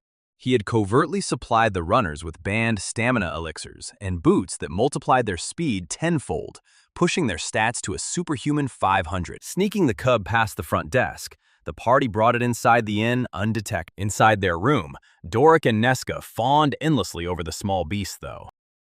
Cassian sent the girls home and returned to his place in line. Powered by the drugs, the students bolted forward like rockets, confident Cassian could never match such magical velocity. Realizing an inn wouldn't host a monster long-term, the group agreed to lease a proper. They pushed beyond professional limits, yet Cassian did not yield a single inch. Despite his combat prowess, his skill tree specialized in cultivating vegetation. Before long, the elixirs wore off and physical exhaustion took over, sending them crashing to the ground one by one. Cassian leaped over their fallen bodies smoothly, casually telling them not to overexert themselves. Settling the debate, Aldrin named the cub Bella. As soon as it drifted off, the very students who sought to drag him were now scraped across the dirt like dolls, tasting the punishment they had devised for him. Aldrin planned to introduce his party and collect a custom batch of brews. He continued running the marathon with a calm expression. Panic crossed her face when she realized Aldrin intended to swallow the dangerous liquid. Since the tether ignored weight, he felt no drag from the bodies sliding along the ground. The ability allowed him to ingest lethal poisons to boost stats without taking damage. And jagged rocks went completely unheard while they tried in vain to anchor themselves against his overwhelming strength. Along the walk, Doric teased Aldrin for fretting over the panther cub. Cassian sensed slight resistance on the line and slowed down to glance back, stunned by the sight. Professor Brannick Vance and the runners lay caked in mud like battered statues, barely breathing and thoroughly broken. Doric and Nesca took low-tier guild jobs for coin, while Aldrin sought out a realtor named Leonard. Aldrin requested a spacious, standalone property, stressing it. Leonard located an ideal estate in a prime district priced far below market value. The catch stemmed from a former owner's suicide, which left superstitious buyers terrified, grabbing his legs and accusing him of abandoning them in the wild. Signing the lease immediately, he scheduled their move for the following morning. Realizing his own distress flare was missing, Cassian asked for theirs, prompting Brannick to hand over a red tube while ordering Cassian to fire it under the pretense of an injured arm. Before launching the flare, Cassian remembered that such signals verify the user's identity upon activation. Bella hovered near Aldrin's ankles, clinging to him like an They revealed their true scheme, trapping Cassian in the forest so wild beasts would consume him come nightfall. The signal tube Brannick provided was a trap. It was pre-programmed with a message declaring Cassian a fool who wished to resign from the academy. Firing it meant immediate expulsion from the school. Seeing no reason to aid those plotting his demise, he still sought to spare their lives. Utilizing his fireworker skill, he rapidly altered the fireworks' inner mechanics. He handed the modified tubes back, informed them he had updated the registered name to Brannick Vance, and sprinted back toward the campus as dusk fell, leaving the group shouting threats at his departing shadow until the murky draft hit his tongue with the sharp taste of bitter soil and crushed foliage. Returning inside for a second check, his agility score had climbed another 2 points. Satisfaction washed over Aldrin as his herb regimen clicked into place across every The fireworks shot into the sky and exploded into bright letters for the whole kingdom to see. The message read, "Please help me. I was a fool to follow the professor. I quit. Please save me." Signed, Brannick Vance. Meanwhile, Cassian reached the academy and crossed the finish line. Seraphine and Morel were waiting there for him. Without even trying, he had just broken the marathon world record. 8 spacious bedchambers lined the upper floor of the mansion. Cassian thanked both girls for their support and gave them a gentle pat on the head. The next morning, the truth came out when rescuers found Brannick Vance taking a beating from goblins. With his name and resignation spelled out in the sky, the vice principal fired him on the spot. Brannick tried blaming Cassian, but no. Securing a home base of their own filled the trio with pride. Depleted funds forced the group to accept a commission in the Kelvane region. The academy expelled him, and his own family disowned him. As guards hauled him away in a cage, he screamed for Cassian to rescue him, finally admitting that Cassian was the greatest talent in the entire school. Armed with the artifact, Aldrin, Doric, and Nesca pressed deeper into the tree line. Sitting up, he noticed a familiar glow washing over his skin. He reached level 17, unlocking a new job class called Mapper on his status screen. During their previous battle, fear of missing her mark had led her to cast a low-tier spell. Usually, combat specialists escort mappers to keep them safe, but since Cassian was a total outcast, he decided to tackle the wilderness alone. High notes from the magic flute rang out, rattling a nearby tree. Right as he pondered his options, a stray flyer blew against his leg. It was a wanted poster featuring a ridiculously villainous sketch of his face, packed with slanderous claims that he used drugs to trick girls. Cassian finally understood why random students kept picking fights with him. Just then, a terrified student ran from his Black Panther Nyx, dropping a thick stack of flyers. Noticing the backs were completely blank, Cassian swept them up. He had paper. Now he just needed ink. Monster blood ran in its veins. Yet the cub bounded around like a cheerful dog. He ground the charcoal, mixed it with clay, and a week-long expedition back to his forest cabin went into motion. To complete his gear, he used his woodcrafting skill to shape a sturdy clipboard. Stepping under the thick canopy, Aldrin set his overarching plans into. He activated his mapper job, granting him perfect spatial memory. Training Bella came first, so Aldrin snagged a wild rabbit and offered raw meat to build a killer. Next came a live squirrel, set loose right before the cub to trigger a predatory chase. Rather than striking, Bela trotted after the creature in playful curiosity. Exhausted from play, the cub and the squirrel curled together into. They threatened to beat him up and force-feed him wild mushrooms to test for poison. Cassian hesitated to fight, knowing a combat trigger would wipe his active map data. Wrapping up his work with Bella, the young farmer harvested rare seeds from the damp earth. After they scrambled away like drenched rats, Cassian finished his map in peace. Future plans called for collaborating with Tilda to refine these ingredients into potions. Elowen was in a pathetic spot, with her arm wedged deep inside a rock crevice. Even trapped, she lashed out at Cassian, repeating the ugly rumors from the flyers. Ignoring the insults, Cassian looked for a fix. He found nearby arame fruit, crushed it, and blended it with water to create a slick, natural soap. He poured the mixture into the fissure, and Elowen's arm slid right out. Instead of showing gratitude, Elowen acted surprised and immediately criticized Cassian's stained shirt. She couldn't wrap her head around why he walked around dirty if he could make soap. Since the academy restricted laundry facilities to female students, Cassian rarely bothered. Reaching the house, Aldrin found Doric and Nesca waiting. She turned red with embarrassment and snapped that it was none of his business. Both companions pressed forward to greet Bella and listen to the story of the forest trip. After brief deliberation, the party agreed to bring the cub along on official missions. Rather than mocking her, Cassian coaxed a small mouse out of his pocket. The tiny creature darted into the fissure and retrieved the stone. When Cassian handed it over, Elowen froze. She was stunned by how effortlessly he retrieved it and almost thanked him, but stopped herself. In her nightly house, a formal thank you carried serious weight. Most importantly, Aldrin's gardening project turned into a total. Not ready to make that kind of commitment, she put on a tough front instead. Suddenly, a massive white bird dived from above and snatched the gem right out of her hand. She panicked, but Cassian remained cool, having already signaled Nyx to stalk through the canopy. Curious whether these homegrown versions were stronger than wild ones, Aldrin. Finishing the beast, the panther brought the gem back in his jaws. Elowen cowered at first, but once she realized Nyx was harmless, her attitude flipped completely. Panicked chatter revealed that a nest of giant venom pythons had infested the northern mountain. These 10-meter monsters hunted aggressively, using heat sensing to locate prey. Their poison ran so lethal that a single bite could end a life instantly. Just as Aldrin decided to accept the quest, the arrogant, high-ranked adventurer Vorlin interfered. Sourcing and polishing those stones normally took years without a master jeweler, which the Academy lacked. That's when Cassian had an outrageous idea. He remembered that Nyx's tongue was as rough as a diamond file. Before heading out, the party visited Tilda, the hyperactive owner of the local potion shop.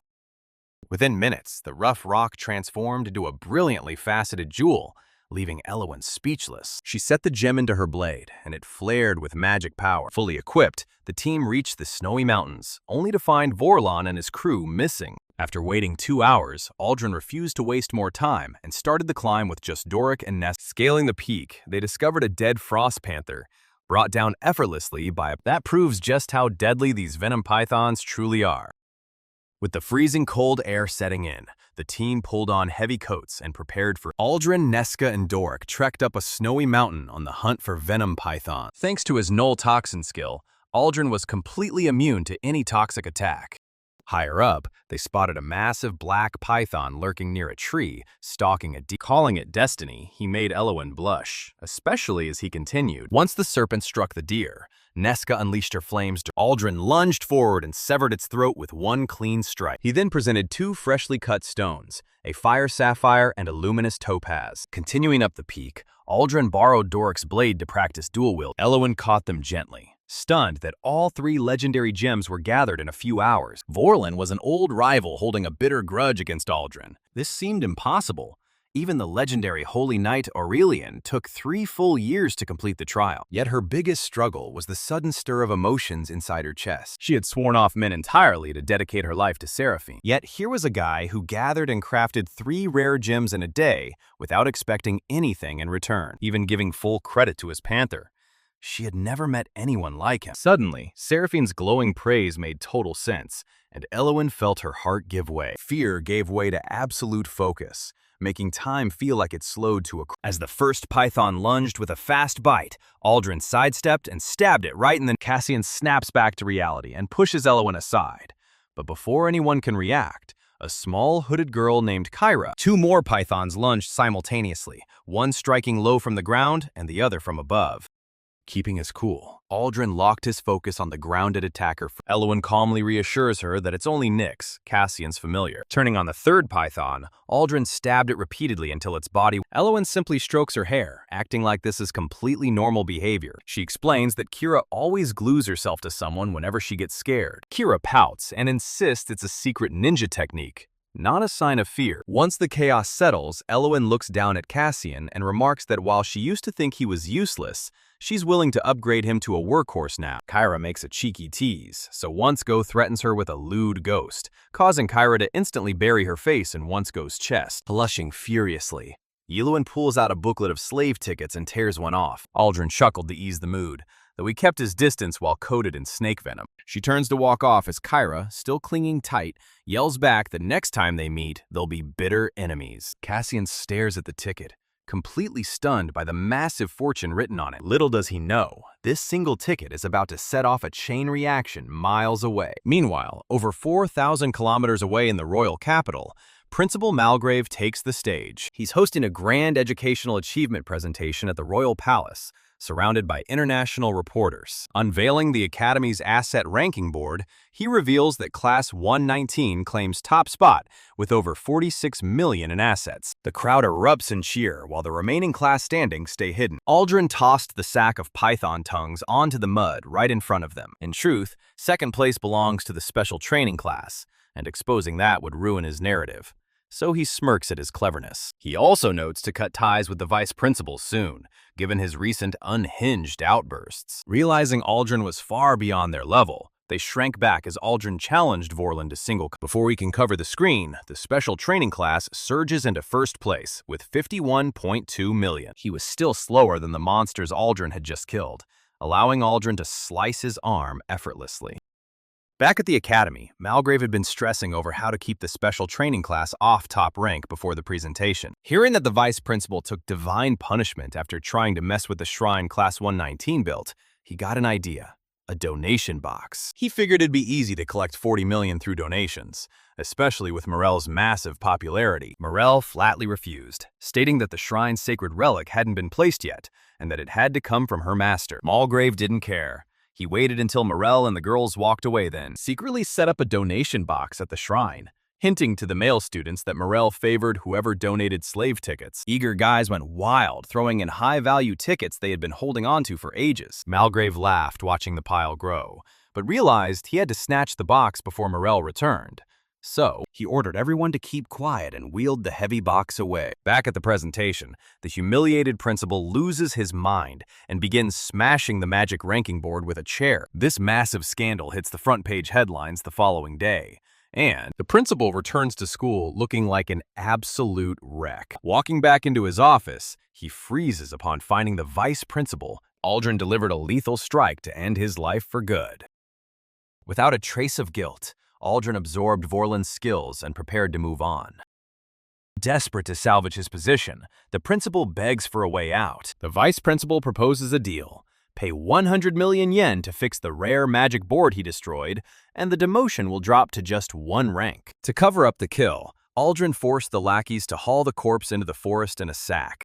He sneaks into a warehouse to plunder slave tickets from the donation box, planning to fence them on the black market. Deep in the woods, he dragged the body toward a magical tree known as the Ognar. The tickets burned to ashes, leaving the principal demoted anyway. Since Vorlan was already dead, his remains might as well serve a purpose. Looking to rebuild their reputation, they hear that student Elowin from Class 1-2 passed the Holy Night trial, a feat that usually takes years. The duo decides to throw a massive celebration and take full credit to boost their standing, joined by a cheerful girl named Tilda, who had brought food for a feast.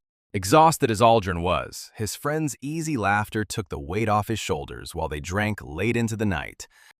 However, the guards are far too terrified of Cassian's giant beasts, Bramble and Nyx, to get anywhere close. Trying to act tough, the vice principal gets chased off by the beasts, leaving his fancy tuxedo in tatters and his pride shattered. The stranger stood tall in black garb, missing an arm with a jagged scar across his face. On stage, the principal and vice principal brag about how their brilliant teaching produced Elowin. When local thugs bumped into him, the killer dragged them into a dark alley and demanded Aldrin's whereabouts. Panicking, the vice principal lets out a screeching noise to drown her out, shattering glass across the room. He then pulls out 2 slave tickets registered under Elowin's name, using their spell power to issue a binding command. She is forbidden from ever speaking or writing the name Cassian again. Having completed such a massive contract, that he has finally won and erased Cassian from the picture. Even the former guild chief stepped down and offered a formal apology, giving the group a clean slate. However, the magic ticket actually rejects the command, deeming it far too extreme for its magical value. After desperate bargaining, the vice principal settles for a tiny concession, banning her from saying or writing Cassian's name for just 1 day. He even locks Seraphine Morel inside a soundproof room to ensure no one ruins his speech. Though Elowin feels utterly crushed, desperate for the realm to know Cassian's greatness, she refrains from resisting to avoid endangering her friends or her standing. Just as she prepares to give up and deliver her speech in despair, an explosive whistling sound cuts through the air. The sky suddenly fills with a giant glowing message spelling out Cassian. While back on his farm, Cassian had been busy expanding his fields. Hearing distant commotion from the ceremony, he decided to send a congratulatory gift, taking standard distress flares that were originally designed for rescue signals, and using his fireworker and master farmer skills to overhaul them completely. He stripped away the boring panic messages and re-engineered the inner mana to create something truly spectacular. Furthermore, sightings reported a scarred, middle-aged man asking around for all. The night sky transformed into a vibrant garden of shifting colors, complete with a black panther made of blooming roses leaping through the clouds, and glowing letters reading, "Congratulations, Elowin." 2 weeks later, Aldrin ventured back into the wilderness, while his companions... The audience went wild. Reporters immediately dubbed Cassian a legendary artisan, and the impressed guests lined up to invest in his work on the spot. Reaching the clearing, he inspected the body of Vorlan, the bully he had slain earlier.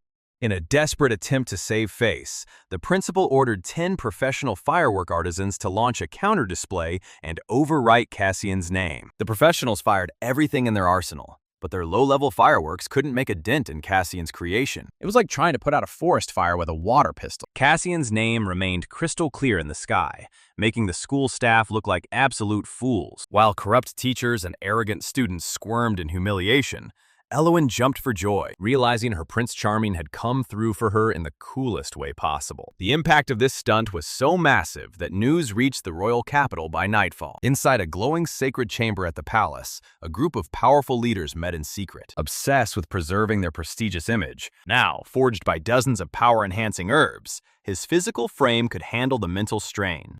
Perception slowed, letting Aldrin track every movement of the beast, proving they were willing to break any law to keep their low-tier student hidden from the world. However, the Board of Education was furious with how the school managed the disaster. A messenger in a sharp black suit arrived to deliver brutal punishment to acting principal Malgrave and vice principal Saren, demoting both administrators by 3 full ranks on the spot. Malgrave dropped from A+ to B+, while Saren plummeted from B to C, becoming a regular teacher again. The giant bird eventually stepped directly beneath the branch where Aldrin perched. Their argument devolved into a pathetic brawl on the floor until the messenger flying kicked them out of the office. He hammered strike after strike into its hide until the monster buckled, listening to students gossip about how cursed and foul-smelling they were. Exhausted from the sheer intensity, Aldrin collapsed on. Despite his exhaustion, Aldrin refused to leave the monster's carcass behind. He persuaded them that Cassian was the sole root of all their misfortunes. Driven by Alden's scheming, they resolved to wage all-out war on the boy. To execute their plan,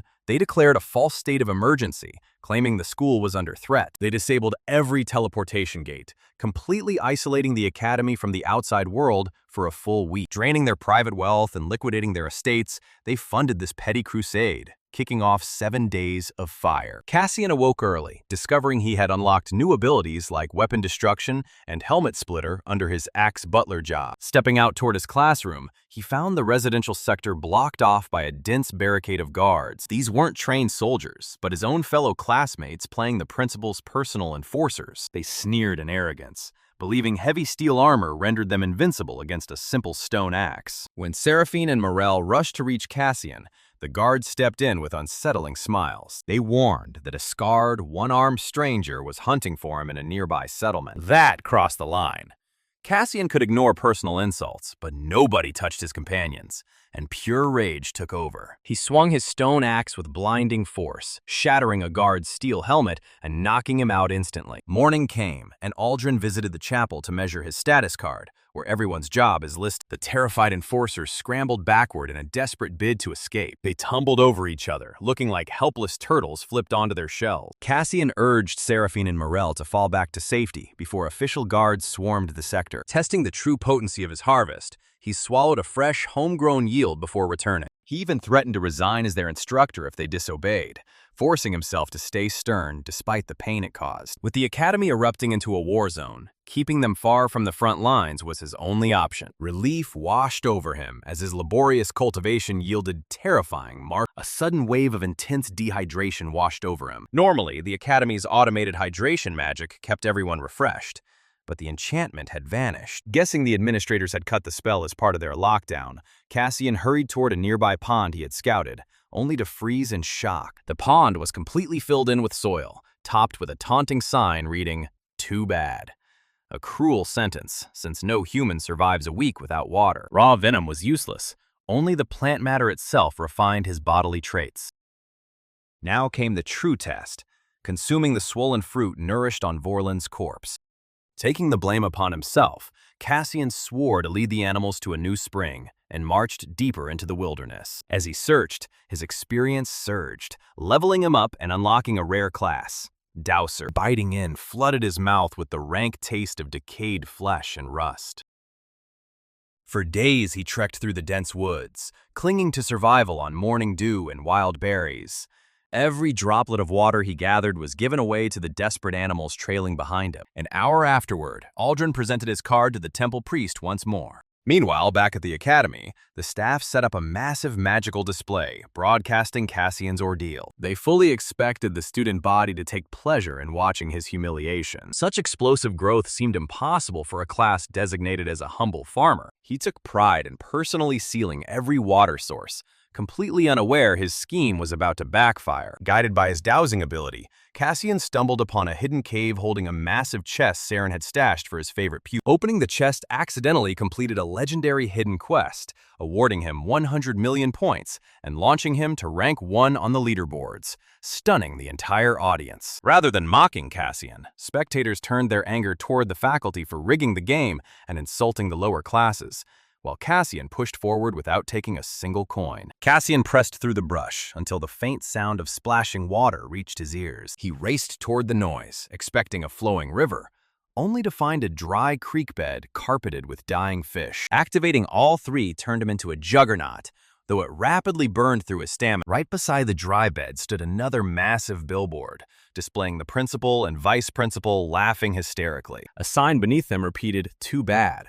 But Cassian refused to break or beg for mercy, as they anticipated. Joining his party in the common space, he found Doric, a stalwart holy knight, alongside. Gathering the animals around the bonfire, He vowed that together they would track down the river's origin. Though the stream had run dry, the riverbed remained filled with fresh, thrashing fish. Cassian scooped up a premium Mossen fish, roasted it to perfection over the flames, and enjoyed a rich feast while his classmates watched the stream in envy, their mouths watering at the sight. Behind his calm demeanor, Cassian was nearing his physical limit from dehydration, but knowing his enemies watched every step, he refused to display an ounce of weakness. When his water canteen finally ran completely empty, the vice principal openly mocked his struggle, prompting puzzled frowns from Doric and Neska as they read the numbers.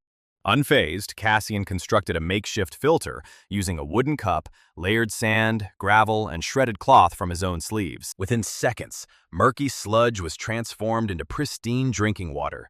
Yet he refused to sip first. He offered the fresh water to a young animal, winning the respect of onlookers back at the academy who saw his genuine compassion. Neska boasted an immense mana pool that dwarfed her former limits. Doric's card reflected towering physical resilience and martial vigor. Though thoroughly drained, the creatures helped one another, the smaller ones digging out larger allies stuck in the mire, when violent tremors suddenly rattled the canyon floor. The vice principal had sprung a final lethal trap, sending a massive boulder roaring down the narrow pass alongside a raging torrent. Trapped without any escape route, the spectator crowd cheered wildly, convinced Cassian's journey had reached its end. Even his allies screamed at the screen for him to run, but Cassian remained motionless and prepared for a desperate gamble. The vice chief noted that gold rank requests typically demand attribute scores hovering around it. When the dust clouds finally cleared, the giant boulder lay shattered into fragments, and Cassian remained standing in the center, completely unharmed. She detailed how an archmage of old forged these stone automatons to serve as living siege weapons,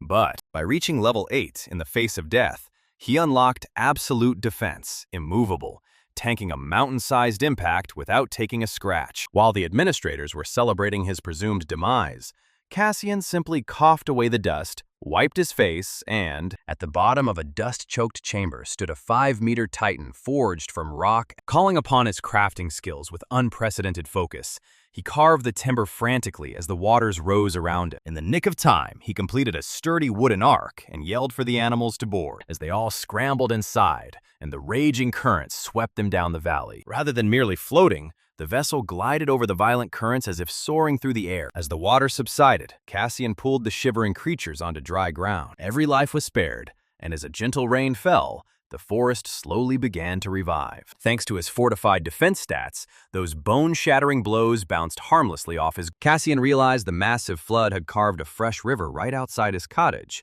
making his daily homesteading far easier. He parted ways with the animals as they returned to the wild, feeling a wave of solitude that quickly vanished. Bela, their frost panther cub, pounced alongside them as the party executed a seamless... The rest of his companions, including Ilka and Nissa, joined them shortly after, relieved to find him alive. Meanwhile, complete chaos erupted at the academy headquarters. Neska encased the golem's torso in solid ice, while Doric carved through its stone knee joints.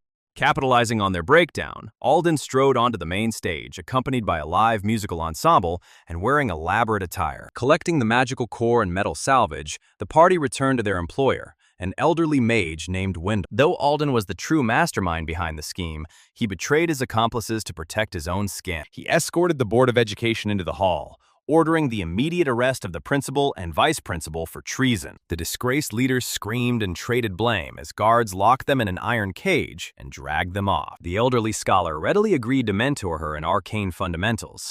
They confessed to Cassian that they were done hiding their true feelings for him. Inside the main hall, they crossed paths with the renowned party known as the Silver Wing Lions. At that exact moment, Alden was reveling in fake glory back at the academy. Unaware of his behind-the-scenes betrayal, the naive crowd cheered his name. Recognizing Doric as an old acquaintance, Fenlar invited the pair to participate in a sparring set. Gathering in an open practice field, Aldrin squared off against Fenlar with blunted wooden practice blade. He grandly announced a special reward for his audience: the privilege of kissing his cheek. Despite receiving a wave of groans and awkward silence, Alden remained desperate to cement his prestige. He stood proudly on stage, expecting 2 female students to step up and reward his bravery. Pivoting his weight smoothly, the veteran delivered a counterpunch to Aldrin's ribs that nearly robbed him of breath. Feeling the shockwave through his ribs, Aldrin recognized that veteran strength bypassed basic defensive buffs. As a mithril-ranked elite, Finlar unleashed his true combat capability. Meanwhile, Justice caught up with corrupt Principal Malgrave and Vice Principal Saren. Nursing his bruised back, Aldrin acknowledged the vast gap separating him from top-tier adventurers. The judge showed no mercy, sentencing them to lifetime hard labor in the inescapable Korath mine. Doric relied on footwork and rapid flank attacks, whereas Audavon stood. Matters worsened when they passed their own families, and Malgrave saw his wife with another man. Countering with effortless precision, Audavon struck 3 nerve points simultaneously to end the match, leaving all his family hurled stones at him, blaming him for dragging down their reputation. His combat effectiveness relied on cycling between those active abilities in split-second intervals. A month of quiet passed at Cassian's base before trouble shattered the peace. A new principal named Vareth arrived alongside Vice Principal Isolde. Vareth resembled a spoiled rich kid decked out in a gold tuxedo. He proudly declared his class as Gambler, boasting that his skills made him the 10 billion yen man before launching a toast game offering 100 million yen to anyone who drank grape juice mixed with an oblivion potion. Though the concept seemed basic, instant activation consumed massive amounts of mental stamina. Blinded by money and social status, most students leaped at the offer. Instant, chantless casting transformed the quiet scout into a lethal combatant. Exhausted and aching by sunset, Aldrin nevertheless felt a profound shift in his tactical awareness. Yet not everyone caved. When Class 119 was called, Morel stepped up and flatly refused. Fenlar grumbled good-naturedly at being passed over after winning his own duel, but Vareth tried putting on a charming front, though greed gleamed in his eyes. Aldrin recognized that mastering skill control like Audavon offered the quickest path to power. He locked eyes with them, preparing a far dirtier trick to force compliance. Humiliated by their refusal, Vareth caught a lifeline when Vice Principal Isolde stepped in. She fabricated a sudden rule. If 4 or fewer classes refused, the entire school would be forced to drink. Doric proved a natural defensive prodigy, brick-walling blows as a holy knight. Coralie hesitated nervously while attempting to speak, but students from Class 1-3 stepped up to support Cassian. Aldrin saw world-class potential in Doric and refused to cap his growth. Panicking, Vareth and Isolde launched a fresh trap called the Cassian Millionaire Game, rolling out 10 treasure chests. A win promised 50 million yen, while a loss slapped the player with 50 million in debt. He tricked Morel and Seraphine into participating to help Cassian, turning all 10 chests into winners. The instant they agreed, Vareth sprung his true trap, expanding the field from 10 chests to 2,000. The moment they stepped inside, Aldrin's Frost Panther cub Bella pounced straight. He cackled, believing he had trapped Cassian in massive debt. But Cassian was no ordinary target. Thanks to his jack-of-all-trades skill, his senses reached supernatural levels. He picked up on subtle details like faded paint or rust that escaped everyone else. Switching his class to Treasure Hunter, he unlocked the special pulse whenever loot was needed. While the principal and crowd celebrated his guaranteed defeat, Cassian calmly stepped into the sea of chests. Without a second's hesitation, he popped open a chest. Jackpot. Silence fell over the crowd as he moved to the next one. Jackpot again. He urged them to watch their backs and keep his name off their lips in town. Fenler laughed off the caution, though Aldrin knew the danger was. Cassian cleared 200 million yen in under a minute, draining the color from Vareth's face. She had been grinding relentlessly inside ancient ruins under the wizard Wendell. Her spellwork had surged, unlocking high-potency intermediate fire. Cassian glanced back coolly, reminding the principal that he was the one who said the game could go on as long as the player wanted. Aldrin resolved to visit the Adventurers Guild and register Bella as a legitimate familiar.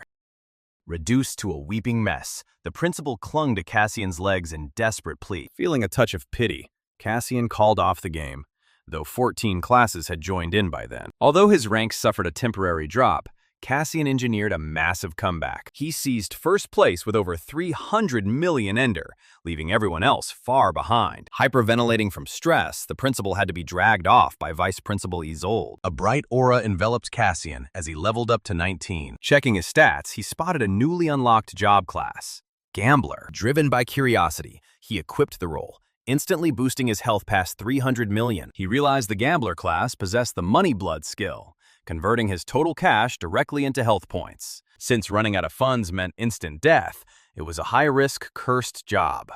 Afterwards, Cassian returned home to farm and met a feline merchant named Nix. Nix was selling wheatgrass and princess apples, which Cassian bought with a catnip-like herb before heading into his fields. As he tilled the soil, he spotted a girl named Bryn digging a massive, pointless hole right in the middle of his farm. That revelation clarified Aldrin's unbelievable strength spike during his recent battle. Aldrin spent 2 gold coins securing a prototype batch as a hidden trump card. Her class had merely faked consuming it, recognizing the raw value of keeping their memories intact. Bela proved a deadly hunter, tearing through goblins with wind-infused claws before Aldrin even spotted them. Cassian agreed to let her distribute his harvest under one condition. Prices had to remain fair for all buyers. Bryn eagerly agreed, only to freeze in shock as Cassian activated his mono-farmer skills to fast-forward time. A week of training flew by, with Nesca evolving into a devastating caster after mastering intermediate magic. Doric trained relentlessly too, though watching his companions outpace him weighed on his spirit. Downing the harvested fruits, Aldrin unlocked 2 powerful abilities. He realized she lacked basic agricultural knowledge. Unaware that wheat required milling into flour first, he sighed, knowing he had to train his enthusiastic partner before taking down the greedy merchants. Cassian preferred a structured start, but Bryn was so hyped, she insisted on starting that very night. Primed with newfound strength, the party marched into the guild hall. True to her word, Bryn roused him from sleep while darkness still covered the land. She dragged him out to the fields to begin harvesting long before dawn. Aldrin's group stood as the sole squad capable of handling the threat. Armed with a map from his earlier travels, he planned an extensive gathering marathon. He spent hours combing the woods, filling his pockets with timber and wild herbs. Aldrin felt confident in their odds now that Nesca was fully battle-ready. Bramble suffered from a swollen bee-stung nose, while Nix limped with a leg injury. Victory guaranteed a massive fortune alongside a promotion to platinum rank. His ranger skills confirmed the herb could heal wounds when ground into salve, though its name posed a literal warning. Sentataki translated to 1,000 hits, forcing him to pound the rigid fruit in a mortar for a full hour until his arms throbbed just to produce a small batch. Moving at blur speed, it cleared every minor monster in sight before anyone could draw a weapon. To automate the 1,000-hit process, he decided to construct a water wheel. Exhausted and slightly annoyed, Doric still couldn't resent the creature for doing all the heavy lifting. He installed 5 heavy water wheels that channeled the river current to drive mechanical pestles. Unarmed yet lethal, the beast wielded razor claws and thick muscular arms built for crushing armor. An arrogant noble student named Quillen arrived alongside the principal and vice principal. Quillen attempted a blatant scam, offering a single kilogram of premium flour for Cassian's entire field of wheat. Cassian inspected the flour with his skills, revealing it to be low-grade trash packed with husks. Aldrin sidestepped the initial leap, only for a heavy fist to crash toward his ribs on the rebound. The principal framed a bet around the claim. Whichever pile attracted the birds would win, while the loser took a slap to the face. Unsurprisingly, the birds ignored Quillen's low-quality flour and swarmed Cassian's fresh wheat. No opponent in recent memory hit with that kind of crushing power. As Quillen bolted toward Cassian in terror, Cassian delivered a heavy slap that sent the noble headfirst into his own flour pile. Despite the public humiliation, Quillen refused to back down. Insisting Cassian was too stupid to process grain, he demanded Bryn's class be forced into manual labor to mill the field for the Merchant Alliance. The school leadership was clearly colluding in the scheme. They seized on any pretext to steal Cassian's hard-earned harvest. Adjusting his stance, Aldrin signaled Nesca and Bella to initiate their offensive opening. As flour stacked up, Cassian hit level 20, unlocking skillful toes to grant him the utility of a second pair of hands. To prevent the mill from backing up, he swapped his job to seamstress on the fly, weaving straw sacks from leftover wheat stalks with his feet, while keeping the hopper fed with his hands. Swelling with rage, the beast expanded its muscles as red embers ignited along its hide. Desperate to throw Cassian off balance as his operation succeeded, Quillen and the principal challenged him to a high-stakes round of rock, paper, scissors. The penalty for losing was a sharp slap to the face, so, with his hands tied up in production, Cassian offered to play using his feet, and Quillen eagerly agreed, thinking he had a guaranteed win with Principal Vareth lurking behind Cassian, using a gambler skill to read his thoughts and signal every hand. Once the dust settled, Aldrin revealed the underlying secret to Doric and Nesca. He detailed the ognar, a lethal flora that roots in corpses to absorb their latent abilities. Consuming the fruit harvested from this plant transfers those stolen traits directly into all. Right around then, a girl named Bryn pulled up alongside her squad from the Merchant Alliance. They froze in disbelief at the sight of a top-tier merchant like Quillen down on his knees, sobbing right in front of Cassian. Returning to his residence, Aldrin spotted a crimson trail smeared across his doorway. Stunned by Cassian's sheer raw power and his automated milling setup, Bryn made a quick call. She dumped the snobbish elite traders on the spot, partnering directly with Cassian to distribute his fresh flour. Principal Verith tried buying off Bryn's class with promised rank upgrades if they handed over the flour supply, but Grask was actively hunting Aldrin, tipped off to his city location by a former enemy named Odris. The Merchant Alliance packed up their supply wagons and rolled out, leaving both Verith and Quillen boiling with rage. Fading rapidly, Audavon urged Aldrin to feed his corpse to the Ognar so their combined strength could survive. Reporters were blown away, since cranking out flour at that pace in an unworked colony was completely unheard of. Desperate to save face on camera, Verith mistakenly promoted Bryn's team while demoting Quillen's class, a blunder that instantly backfired. Wealthy donors backing the academy flew into a rage when they saw high-born noble students disgraced while premium flour went to commoners. Slapped with a staggering $1 billion fine to keep his principal seat, Verith's grudge against Cassian deepened, even as Cassian's flour took the market by storm. By pricing his product well below standard rates, he threw a vital lifeline to struggling residents in the district. Splitting the profits evenly with the Merchant Alliance secured a massive payday for his own class. Heading out to his sesame crops at dawn the following morning, Cassian was caught completely off guard to find Seraphine, Morel, and a crew of 20 girls from their respective classes lined up and waiting for him. Decked out in athletic gear, the girls were eager to jump straight into farm work. Though none of them looked like they had ever held a shovel, Cassian handed out basic farming gear and let them get to work. Laughter and steady work soon filled the fields, transforming his base into a bright, welcoming haven. With so many hands pitching in, Cassian's base gained enough experience to level up once again. The cramped, isolated plot expanded rapidly into a full-fledged village. Aldrin began a grueling regimen, ingesting toxic herbs daily to force his power growth. Empowered by a new territory perk that boosted animal productivity, for 3 full months the party remained underground, consumed entirely by training. Over time, Aldrin's physical core transformed, giving him virtually boundless stamina. Step by step, he was approaching the threshold needed to confront his Having previously mocked Cassian, they came over to offer a sincere apology and volunteer their help. Seeing a bear and a panther performing structured agricultural work, a task deemed impossible for wild beasts, completely blew their minds, prompting them to praise Cassian as an absolute legend. And meanwhile, Doric and Nesca grew significantly stronger, with Doric mastering defensive techniques and recognizing that a larger population directly accelerated domain growth, Cassian realized he should start inviting more allies to settle down on his land. Off to the side, a timid girl named Nisa, who happened to be a master pastry chef, was lurking in secret. She held deep feelings for Cassian and wanted to contribute. But Grask was staying at a luxury inn, spending every evening drowned in liquor. Spotting her in the brush, Cassian offered her a warm invitation to join the rest of the crew. His status window revealed staggering stats and 24 active skills. Aldrin spent his remaining gold on heavy snakeskin armor for protection. She had spent ages perfecting her hair and makeup, hoping he would glance her way and ask for a hand. Inside, Aldrin instantly singled out a scarred, one-armed giant, Grask. As Aldrin closed in, Grask turned and triggered an appraisal skill to read as the massive influx of productive energy pushed Cassian straight to level 21, unlocking the specialized breadmaker class. Grask merely chuckled, revealing that Aldrin's own brother Sorvin had bought the hit.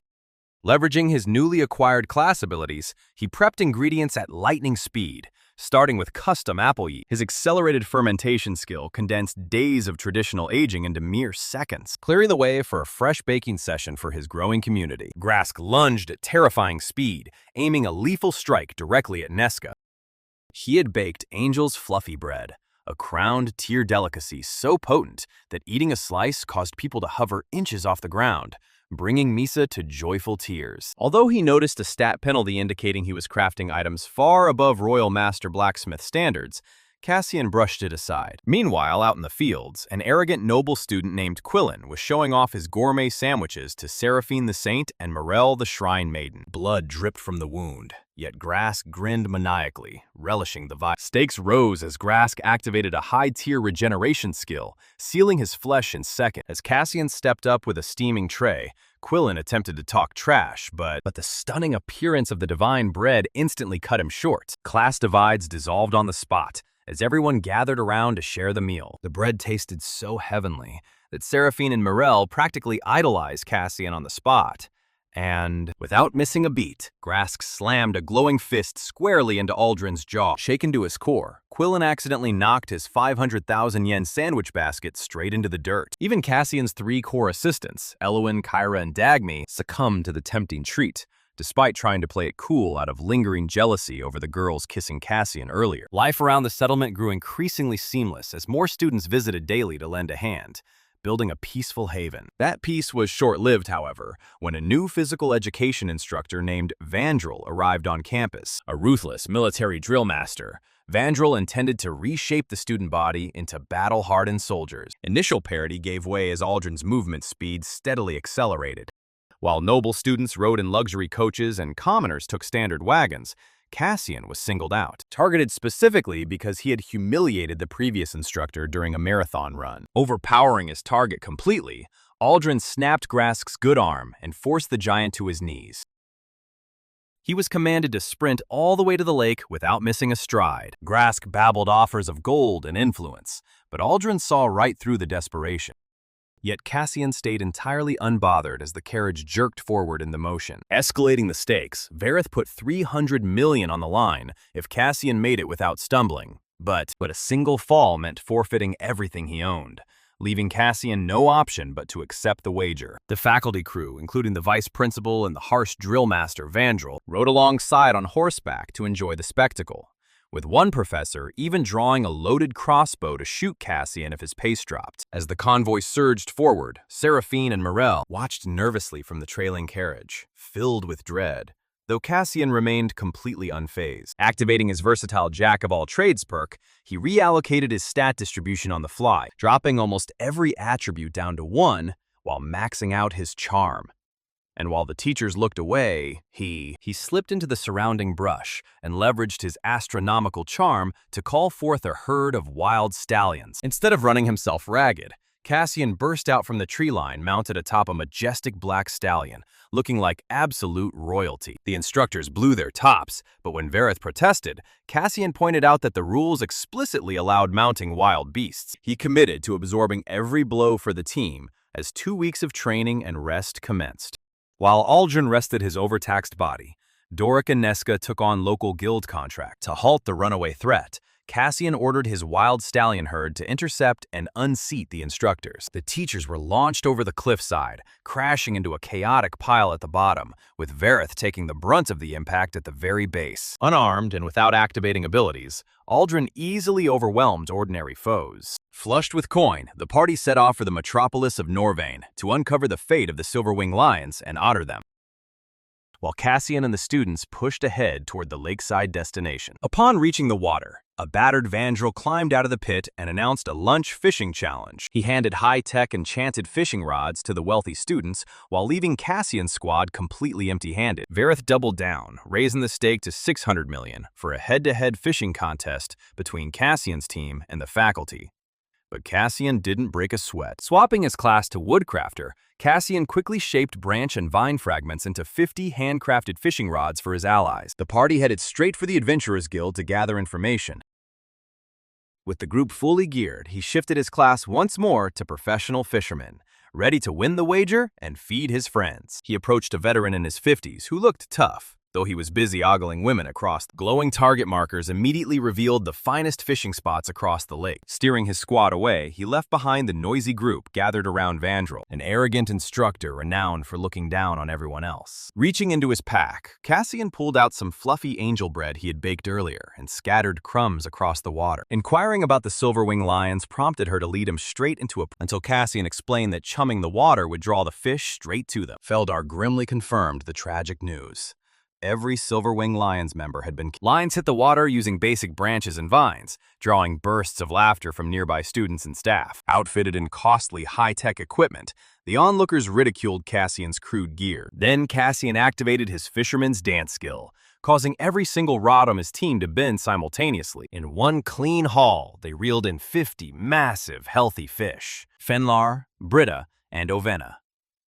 Grief weighed heavily on Doric and Nesca as they fought. Without warning, the lake's lord, a monstrous shark-like beast, erupted from the depths. Vareth, a wealthy and boastful rival, declared that taking down this boss creature would decide the whole contest. Vandrel stepped up with a massive mechanical fishing rig, but comfort was stalling their growth, and only harsher battlegrounds would forge the strength they need. Stepping forward, Cassian activated Spring Mist and launched his simple hook over 100 meters out. The boss monster snapped it up instantly, nearly dragging Cassian off his feet, yet he refused any assistance, determined to win a true one-on-one duel by reinforcing his rod and exhausting the beast. Tolm provided a solid lead, naming a man named Calvez as the city's premier information broker. Disregarding the competition entirely, they cared only about securing a win. Harpoons pierced the creature and stained the lake red, infuriating Cassian over their ruined match. The office occupied the second floor of a rickety building perched directly above a fish. With a fierce roar, he yanked the rod with such force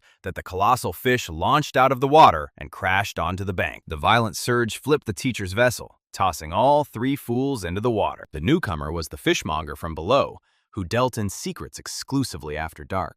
Despite the broker's shabby appearance, Aldrin remained to test whether his reputation held true. Rather than striking a fatal blow, Cassian asked Seraphine to apply her rare healing magic. Once she mended its wounds, Cassian used his maxed strength to haul the giant beast back into the lake and set it free. In gratitude, the boss fish thrashed its tail, launching over 1,000 silverfish onto the shore for Cassian's squad in a decisive victory. Activating Fisherman's Cuisine, Cassian demonstrated how to scale, clean, and roast the catch over open flames. Despite using only basic salt and fire, the skill bonus created an unforgettable feast. But Cassian was far from finished. Recognizing that Sorvin pursued ambitious goals, Aldrin knew he had to maintain caution. As dusk fell, Cassian's group stood on the shore laden with food, marveling at what felt like a genuine miracle. A master dwarven blacksmith operated the shop, producing top-tier equipment. Moved to tears, his classmates realized how rewarding and fun it was to work alongside him, a sharp contrast to high-ranked students who did nothing but boss them around. As they headed back satisfied and well-fed, Vandrel's remaining squad stayed behind, starving, squabbling, and Aldrin filed the clue away, eyeing it as a vital trump card for his eventual clash with Sorvin. Departing Norvain, the group journeyed back to Osterhall, debating their long-term plans along the road. Facing intense military outrage for wrecking a borrowed warship. Demoted from rank A down to rank B, his ambitions of becoming vice principal vanished. Consequently, the entire team, including Doric and Beth, eventually shattering his own medical bed and receiving the bill, while Principal Vareth suffered an even worse fate. Within 24 hours, Vareth lost over 1.9 billion yen through chaotic mishaps and failed wagers against Cassian. They offered heartfelt farewells to Tilda and the vice chief, feeling the pang of leaving the place they had long called home. Though he swore vengeance, he was currently losing everything, just like everyone else who crossed Cassian. Aldrin asked the priest to evaluate his newly acquired skills, gained from defeating the formidable. This addition triggered a territory expansion, transforming his outpost into a modest homestead, where he spent his 3-day break building out the ranch. Utilizing taming skills and a simple rope, he captured wild goats, cattle, and poultry. Another territory level boost granted a sanctuary buff that kept his livestock flourishing. The readout confirmed that his stats had surged significantly after recent battles. Aldrin thanked the elder and strode toward the town gates. Inspired by the fresh ingredients, he set out to prepare a legendary morning spread. He cured boar meat for crisp bacon, gathered wild herbs for a fresh salad, and fried eggs over fine sea salt before laying out a table filled with bacon, eggs, fresh milk, and truly grateful, Merritt watched Aldrin hand Tilda a magic bracelet as a parting gift for her alchemy. With warm farewells spoken to the vice chief, the party set out toward the city of Vandath. Back at the academy, total chaos reigned supreme. Celine had once traveled alongside Aldrin's brother Sorvin, but her fortunes had turned. Having finally secured a custom toupee, he felt a brief relief, until the vice principal arrived with terrible news. Isaura was a war princess, and Torvald a holy knight, both formidable, yet utterly arrogant. Panic struck Verith, as the only thriving crop belonged to Cassian, the exact student he wanted hidden. Broadcasting the fields meant showcasing Cassian's incredible achievement to the entire realm. Right on cue, Alden, the arrogant student council president, strolled in, offering a cunning scheme to claim the credit. A bustling hub for high-level contracts, where they found a cheap inn called Gorak. While Doric and Nesca searched the streets for Sorvin, Aldrin stayed behind to test his new power. Slicing open his own hand, Aldrin watched the cut snap shut almost instantly through self-regeneration. Next came color change, allowing him to shift his skin tone and melt into the shadow. The strategy seemed flawless, right up until the broadcast cameras went live. Verith escorted the news crew into the agricultural zone to marvel at the gleaming golden fields. Broadcasters marveled at the sight, hailing the crop as an agricultural miracle. Emboldened, Verith led the crew up the central tower for an overhead shot, only to spot something horrific from the balcony. Carved straight into the crop was a name in huge capital letters: Cassian, created as a secret prank by a classmate backing Cassian. As reporters began inquiring about Cassian's identity, Alden stepped in to spin the narrative. He announced to the cameras that Cassian was merely a disgraced student assigned to manual harvesting. The team tried to sign up for a blue ogre hunt, but the news crew bought the story, triggering widespread public backlash against Cassian as an ungrateful thief, much to the delight of Alden, who sought to ruin the boy completely. To conclude the broadcast, he guided reporters to a luxury venue to sample the royal bread crafted by Amberly. Resting inside a glass display, the loaf gleamed like a golden trophy. Alden boasted to the viewing public that such delicacies were his daily standard, blissfully unaware of the trap. Amberly, furious over being forced into baking bread instead of fine pastries, had stuffed the interior with actual garbage, sweeps of dust, table scraps, and dead insects. Alden took a prominent bite on live TV, and his face instantly turned ash white. Far from gourmet baking, it felt like chewing a filth-ridden rag soaked in debris. Desperate to maintain appearances before millions of viewers, his stomach violently revolted. Aldrin, Doric, and Bella moved in as a second blue ogre appeared. Hurling himself toward a wooden bucket nearby, he began retching violently on live television. The self-proclaimed genius collapsed onto all fours, making awful retching noises into the vessel, while cameras broadcast every frame of his disgrace. Reporters stood frozen in horror, watching the world's supposed finest bread cause instant violent illness. Glancing at the remaining loaf on the table, one reporter realized something was deeply wrong with the scene. Overwhelmed by nausea and shame, Alden collapsed unconscious with his head resting inside the bucket. As he lay passed out, an irresistible aroma of fresh-baked bread drifted through the street, drawing the crowd toward a modest bakery on the corner. Harkin was thoroughly impressed by how effortlessly the group handled the fight. Reporters gasped at the sight of high-ranking nobles working behind a counter, but before departing, Harkin demonstrated his own skill, relying on flawless evasion rather than raw power. His precise footwork baited nearby monsters into hitting each other. Impressed by his experience, the group agreed to form a temporary. Both girls belonged to dominant elite families, so watching them both obsess over the same commoner drove the media wild. They even bowed low before Cassian's portrait like true devotees. Navigating quiet back alleys, Harkin stopped at a stone building with smoke rising. Verith, the arrogant hero who despised Cassian, stepped forward to shut down the excitement. Even though Doric mostly relied on a shield, he wanted a better sword just in case. With Cassian trapped away at the lake for remedial classes, Harkin and Boric talked like old friends, ready to help the group. He proposed a wager.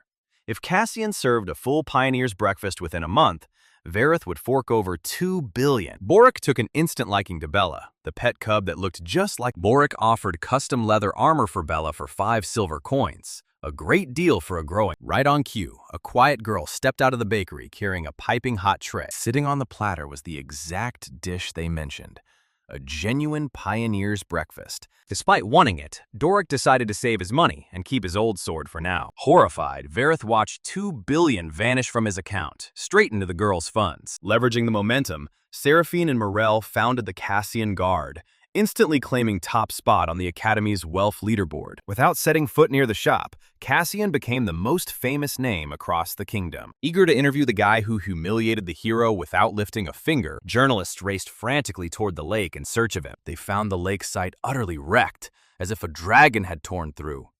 Yet Cassian had vanished. The press waited for hours before finally giving up and retreating empty-handed. Once an obscure outcast, Cassian transformed overnight into a legendary figure. Night fell, and Harkin offered to treat the entire team to dinner at a steakhouse named Bricko Bricko. Though the small diner normally required reservations, the head cook happened to be an old acquaintance of Harkin. Amberly, a pompous royal baker who looked down on everyone, faced a similar demotion after serving disgraceful bread that humiliated the monarchy. Taking seats along the counter, the party watched as the cook slapped a thick, juicy slab of meat. He had to drain a huge chunk of his personal fortune just to preserve his standing. Rewinding to how it began, Cassian was finishing breakfast when Nissa arrived with Class 16. The timid girl begged Cassian for aid, explaining that their loaves kept coming out dense and bland. Activating his appraisal skill, Cassian saw their expensive ingredients were ruined by complete ignorance of yeast. Their first bites burst with intense flavor as the tender meat melted across. Stunned by the dramatic upgrade in flavor, the students chewed in disbelief.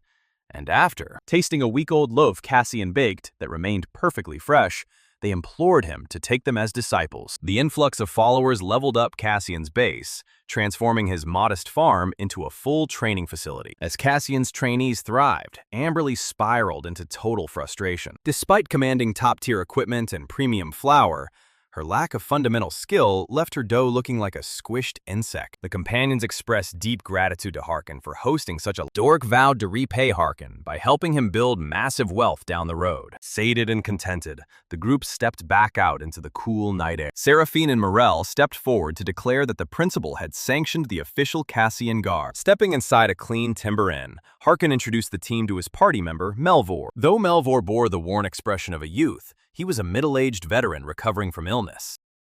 Touched by their genuine devotion, Cassian accepted them into his inner circle. Over the next fortnight, the party completed a string of high-difficulty quests alongside Harkin. Their coffers swelled with reward gold, earning them an official promotion to platinum rank. His attributes surged, granting him authority to buff allies and banish invaders before he awoke to a bustling morning. Outside his door, members of the Cassian Guard were busy preparing a group feast. Beside his bed stood Seraphine and Morel, beaming warmly as they prepared to assist his morning routine. They washed his face, combed his hair, and straightened his tunic with unwavering devotion. Becoming village chief shifted Cassian's daily routine entirely overnight. Serving as head aide, Morel catered to him like royalty, carefully adjusting his outer coat. Though all the coddling left him slightly flustered, the surrounding villagers shared equal enthusiasm. During breakfast, the guard threw him a hero's reception, serving a lavish spread, while both secretaries, Seraphine and Morel, insistently tried feeding him every morsel until Cassian finally put his foot down. Urging the group to settle down, he requested they view him simply as an equal or standard class rep. Following several hours of trekking,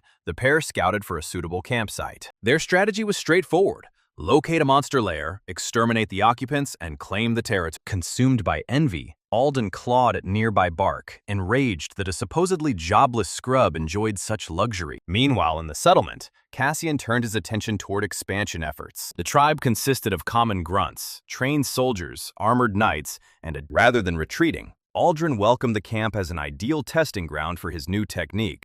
This broken class permitted him to synthesize flawless replicas of structures and items in seconds. Armed with a single timber log and dense mana output, he effectively began printing whole homes. Within 30 seconds, a fully furnished house with installed windows materialized from nothing. Deploying a technique called proxy, he converted basic lumber into top-grade luxury wood. By dusk, 30 upscale residences, a grand stable, and a towering entrance archway inscribed with Cassian Village stood complete. Commotion swept the camp, driving more warriors tumbling from. Watching from afar, Standard Academy students burned with jealousy. They remained stuck eating stale rations inside rotting quarters, while Cassian's domain resembled a paradise, brimming with abundance and cheer. High up in the main administrative building, Alden lost all composure. He plotted to leverage his council president powers to crush the settlement, But his misfortune was far from over. The final guard faltered, its eyes fixed in horror on the corpses of its branding him useless, they openly stated that even the unranked Cassian surpassed him. The ultimate humiliation arrived when a new transfer student entered. Alden's younger brother, Theodore. Sharper, composed, and far more lethal, Theodore clearly came to claim supremacy. The Orc King towered over the rest, covered in thick golden fur and radiating unprecedented strength. Bellowing a war cry, the king triggered a fury aura that turned his soldier's skin glowing red. Having skipped multiple grades to take a council seat, Theodore openly mocked his elder brother as a stain on their name. Before Alden could voice a response, the outer wall exploded inward. Emerging through billowing dust stood the elite squad of Class 111. The general proved no match for Bela's power, leaving Aldrin to lock on to the two knights. Mocking his lavish chamber as a pigsty, she watched Theodore sneer that true talents wasted no breath on fakes as Vespera cut Alden off. Charging the first knight, Aldrin shattered its heavy shield and tore straight through the monster. Tumbling from the academy spire, he realized with horror that she had executed silent, high-tier magic. Plunging toward the courtyard, he was suddenly caught in midair by Solene. Panic broke the remaining soldiers, and they turned to flee back toward their... For a brief instant, Alden believed a merciful goddess had saved him. Solene proved merciless, repeatedly raising and dropping him through the air like a tea bag. Refusing to dodge, Aldrin met the monster's blow head-on to test his physical limits. Denouncing Alden as a fraud, she asked if he should be expelled, and every hand shot up. The hero gradually dialed his output higher with every exchange. Laughing in amusement, Solene branded him garbage and let him plunge. Alden was so terrified that he wet himself in midair, losing every shred of dignity as he slammed into the ground. The students showed no mercy, swarming and beating him senseless until torrential rain began pouring days later. Heading home through the storm, Cassian watched his dog Bramble drag a soaking wet, unconscious body right to the door. The collapsed figure was Alden, battered, bruised, and burning with a fever, looking nothing like the proud sage he once was. Bela clamped its jaws onto the carcass, slowly encasing the giant body in salt. Together they cleared out the old orc huts, building a crude temporary shelter for the night. At dawn, Aldrin and Bela set out into the woods to harvest stat-boosting. Waking up to realize Cassian was saving his life, Alden flushed with shame and tried to turn away, a rare endurance-boosting herb that clings to rough-barked trees. Years ago, Alden was kind, cooking warm soup for Cassian whenever bullies targeted him. Cassian offered complete forgiveness for the expulsion, swearing to protect him from now on. Overwhelmed by this genuine kindness, Alden broke down completely. Grabbing Cassian's hand, he sobbed uncontrollably and begged for forgiveness. The arrogant genius sage had vanished, replaced by a broken boy who finally recognized a true friend. Yet even through his apologies, memories of the cold, judging stares of his classmates continued to haunt him, leaving him trembling from the weight of his past errors. While Cassian stood firm, glaring back at the vice principal, Ms. Ma. Instead, he built a fresh wooden cabin from scratch to shelter himself and his loyal beast, Bela. Screaming at Cassian, she branded him a delinquent, claiming poor kids lacked decent hearts. Cassian tried to explain he was defending Saintus-class girls whose robes were ripped by hero-class bullies, but Miss Thorne refused to listen. Cracking her whip like a beast trainer, she insisted that the hero-class students... With the shelter completed, his attention turned fully to locating the powerful Ognar plant. Demanding punishment, she commanded the entire class to gang up on him. Wealthy students eagerly jumped at the chance to kiss up to the vice principal, forcing poorer students to join in. Cornered and terrified, Cassian faced demands to drop to his knees and lick her shoes to spare himself a beating. Right as he was on the verge of breaking down to apologize, a voice cut through the doorway saying there was no need to apologize, and two massive bullies crashed onto the floor, bruised and weeping. There he spotted the Ognar plant, rooted directly into the corpse of a fallen monster. Standing behind them was Alden, a top student who excelled at everything. Smart, handsome, and immensely powerful. Even the aggressive vice principal found herself intimidated by his commanding presence. Aldrin carefully picked the fruit and logged the exact coordinates in his notebook. Alden calmly called out her blatant hypocrisy, standing shoulder to shoulder with Cassian and declaring he had done nothing wrong. This initial expedition into the wilderness proved an overwhelming success. Raising his fists in a boxing stance, he warned that he had just flattened two older students without taking a single scratch. Plenty of trials remained, from locating the legendary Fruit of Skill to mapping the vast forest. Later that afternoon, Cassian offered his sincere thanks to Alden for intervening. Their conversation turned to a girl in the Saintis class who faced constant harassment from everyone, including the vice principal. Walking through the stone gates of Vandeath, Aldrin carried his botanical notes under his arm. With Aldrin and Bela walked down the cobbled street toward the wandering cat out. Opening the door, Aldrin entered the shop with Bela and greeted Tilda, Harkin, and Melvor. Though Cassian called it a bit sneaky, Alden insisted that using a rare item was worth every bit to safeguard his best friend. Unclasping his leather pouch, Aldrin produced the ripe green Ognar fruit. Halvar, being demoted to a part-time role as a flashy, arrogant, noble teacher, replaced him. The arrogant replacement was already boasting about how quickly he would expel troublesome kids like Cassian. Refusing to let that stand, Alden and Cassian teamed up to orchestrate a payback scheme. Putting his crafting skills to work, Cassian constructed 2 heavy-duty slingshots from sturdy branches and elastic vines. Creeping through the undergrowth, they fired off shots that dislodged a massive beehive directly onto the new teacher. Looking at Aldrin, Tilda explained that the fruit did not alter physical attributes like strength or stamina. Stung mercilessly, he had to be rushed straight to the infirmary, postponing his appointment and allowing Mr. Halvar to remain as their teacher for the time being. The following Sunday, Cassian made his way toward the cathedral. Tilda held up the glowing core, showing Harkin and Melvor the active skill rune forming inside the flesh, and searching for a way to bring back her smile. Perhaps by showing her the city view from the highest treetops. Seeing that girl's smile was something Cassian treasured deeply. It lit up his whole world. Heading toward the cathedral, he made a quick pit stop along the riverbank. Tilda declared that if a simple forest fruit could bestow a skill, the church held no monopoly over human destiny. Harkin nodded slowly to Melvor, contemplating the words of Tilda regarding the church.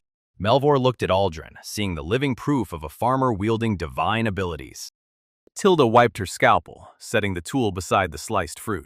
Reaching the entrance, he spotted a crew of rugged bandits dragging the young woman off. Hooded under a burlap sack with a gag in her mouth, she struggled desperately in her pristine white robe. Furious, Cassian charged forward. But he was just a kid throwing himself against grown men. Laughing at his attempt, the bandits slapped him aside like a rag doll. Yet Cassian refused to stay down. Tilda carefully wrapped the 2 halves of the Ognar fruit in clean linen cloth. A brutal kick finally sent him flying hard into a stone wall, leaving him bleeding and dazed. Driven by pure desperation, he lunged like a wild beast and tore the mask off one of the attackers. Enraged at being identified, the unmasked bandit began savagely stomping Cassian into the ground. To ensure his silence, the crew forced a purple memory-erasing mushroom down Cassian's throat. Aldrin slipped the vial safely into his pocket beside Nissan's botanical. Coming to inside a warm kitchen, Cassian felt like his entire body was engulfed in flames. Harkin and Melvor stepped out of the wandering cat shop, bidding Tilda a quiet farewell. Alden was attempting to cook a pot of soup to lift his spirits, though cooking was clearly not his strong suit. Trying to help out, Cassian handed Alden a couple of special red and yellow spirit stones he had collected, which acted like a mini flamethrower to ignite the stove. Sitting together, Cassian realized with growing horror that his mind was trapped in a dense fog. Melvor nodded slowly, glancing back at Aldrin as they reached the central fountain.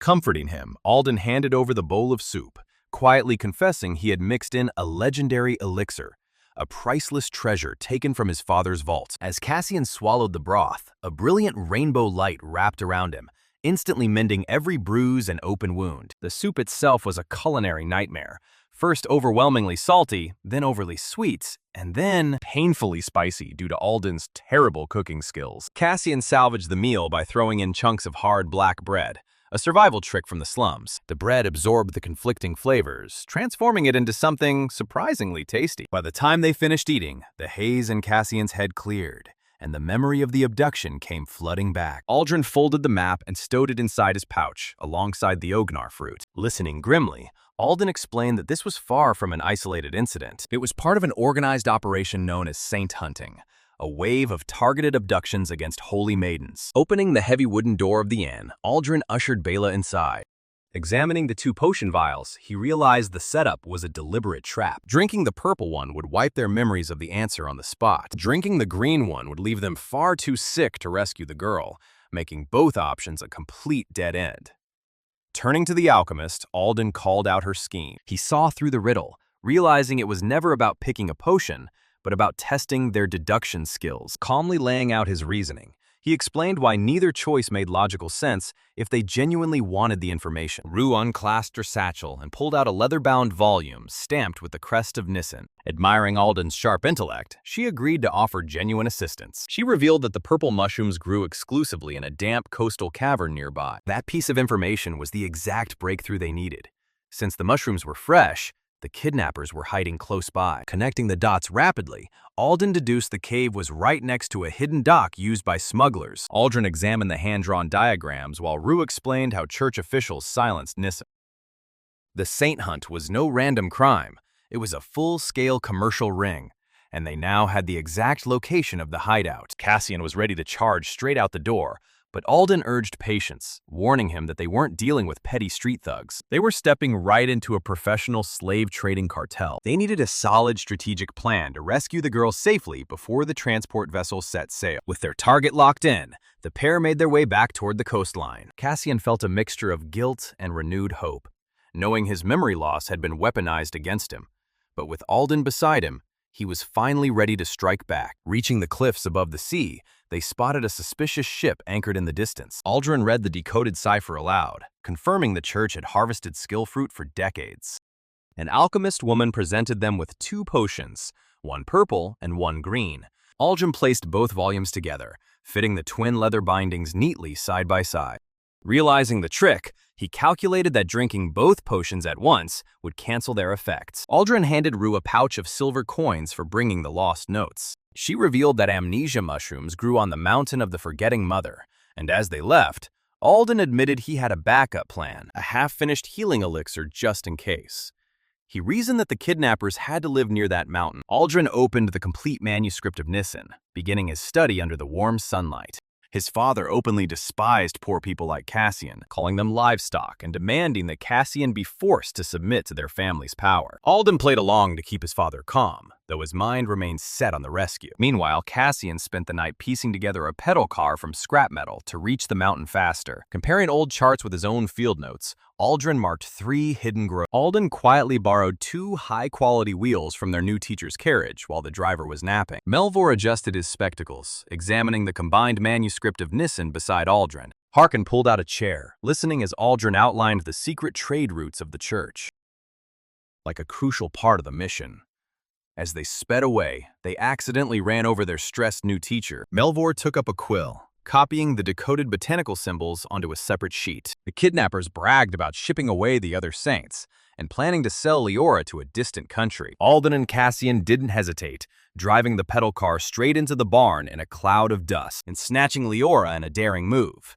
They almost made it out, but the new teacher suddenly appeared in his 2-wheeled carriage, blocking the exit. He assumed the boys were simply there to pull more pranks on his family's villa. That delay allowed the bandits to corner them, leaving Alden, Cassian, and Leora tied up and captured. Melvor gathered the copied notes, stowing them inside his satchel alongside his spectacles. Bela stood up and stretched her snowy limbs as Aldrin rose from his chair. Just as things looked hopeless, the confused teacher finally spoke up to challenge the leader. The man disguised as a gardener was actually the leader of a kidnapping gang called the Saint Hunters. When the teacher asked what he was doing at the family villa, the leader dropped a bombshell about his mother. Vice Principal Thorne was the one who had ordered the kidnapping. She wasn't a respectable educator, but a criminal who sold slum children and wanted to curry favor with a hero by kidnapping Saint Leora. The news crushed the teacher, sending him to his knees in disbelief that his mother was a monster. The leader mocked him, calling him a family failure who only got his job through his mother's dirty influence. Seeing the teacher's spirit break, the bandits decided to celebrate. Orban unrolled the parchment warning, reading the decree from the Inquisitors. Things turned ugly fast when a drunk bandit began brutally kicking Cassian, and when Alden tried to help, they beat him too. Outside the city gate, Cassell and Otil rode into Osterhall on but as the heaviest final blow came down, the teacher threw himself over the boys to take the hit. Even though he was terrified and his future was ruined, the teacher refused to move. Entering the dimly lit guild hall, Cassell unrolled the scroll before Orban and the gathered masters. Cassell demanded the immediate surrender of every botanical note written by Aldrin. Fed up, the leader delivered a massive kick that sent the teacher flying into a wall, knocking him out cold. Turning to grab the kids, the leader froze. Alden had completely vanished. Taking advantage of the confusion, Cassian slipped out of his ropes. Otto noted the refusal in his ledger, setting a strict deadline on the part. The bandits gave chase, but then heard a voice calling out from inside the barn. Outside the shop, Tilda turned her sign to closed as Aldrin approached her door. Using a magical cloak to turn invisible, he had moved her while the bandits were distracted. Cassian jumped onto the car, but Alden hopped off. He ordered Cassian to drive Leora to safety and alert the guards, while he stayed behind to stall the bandits. Boric shook his head at Doric, refusing to buy or sell weapons under the decree. Orban posted the notice of suspension across the Central Guildhall board.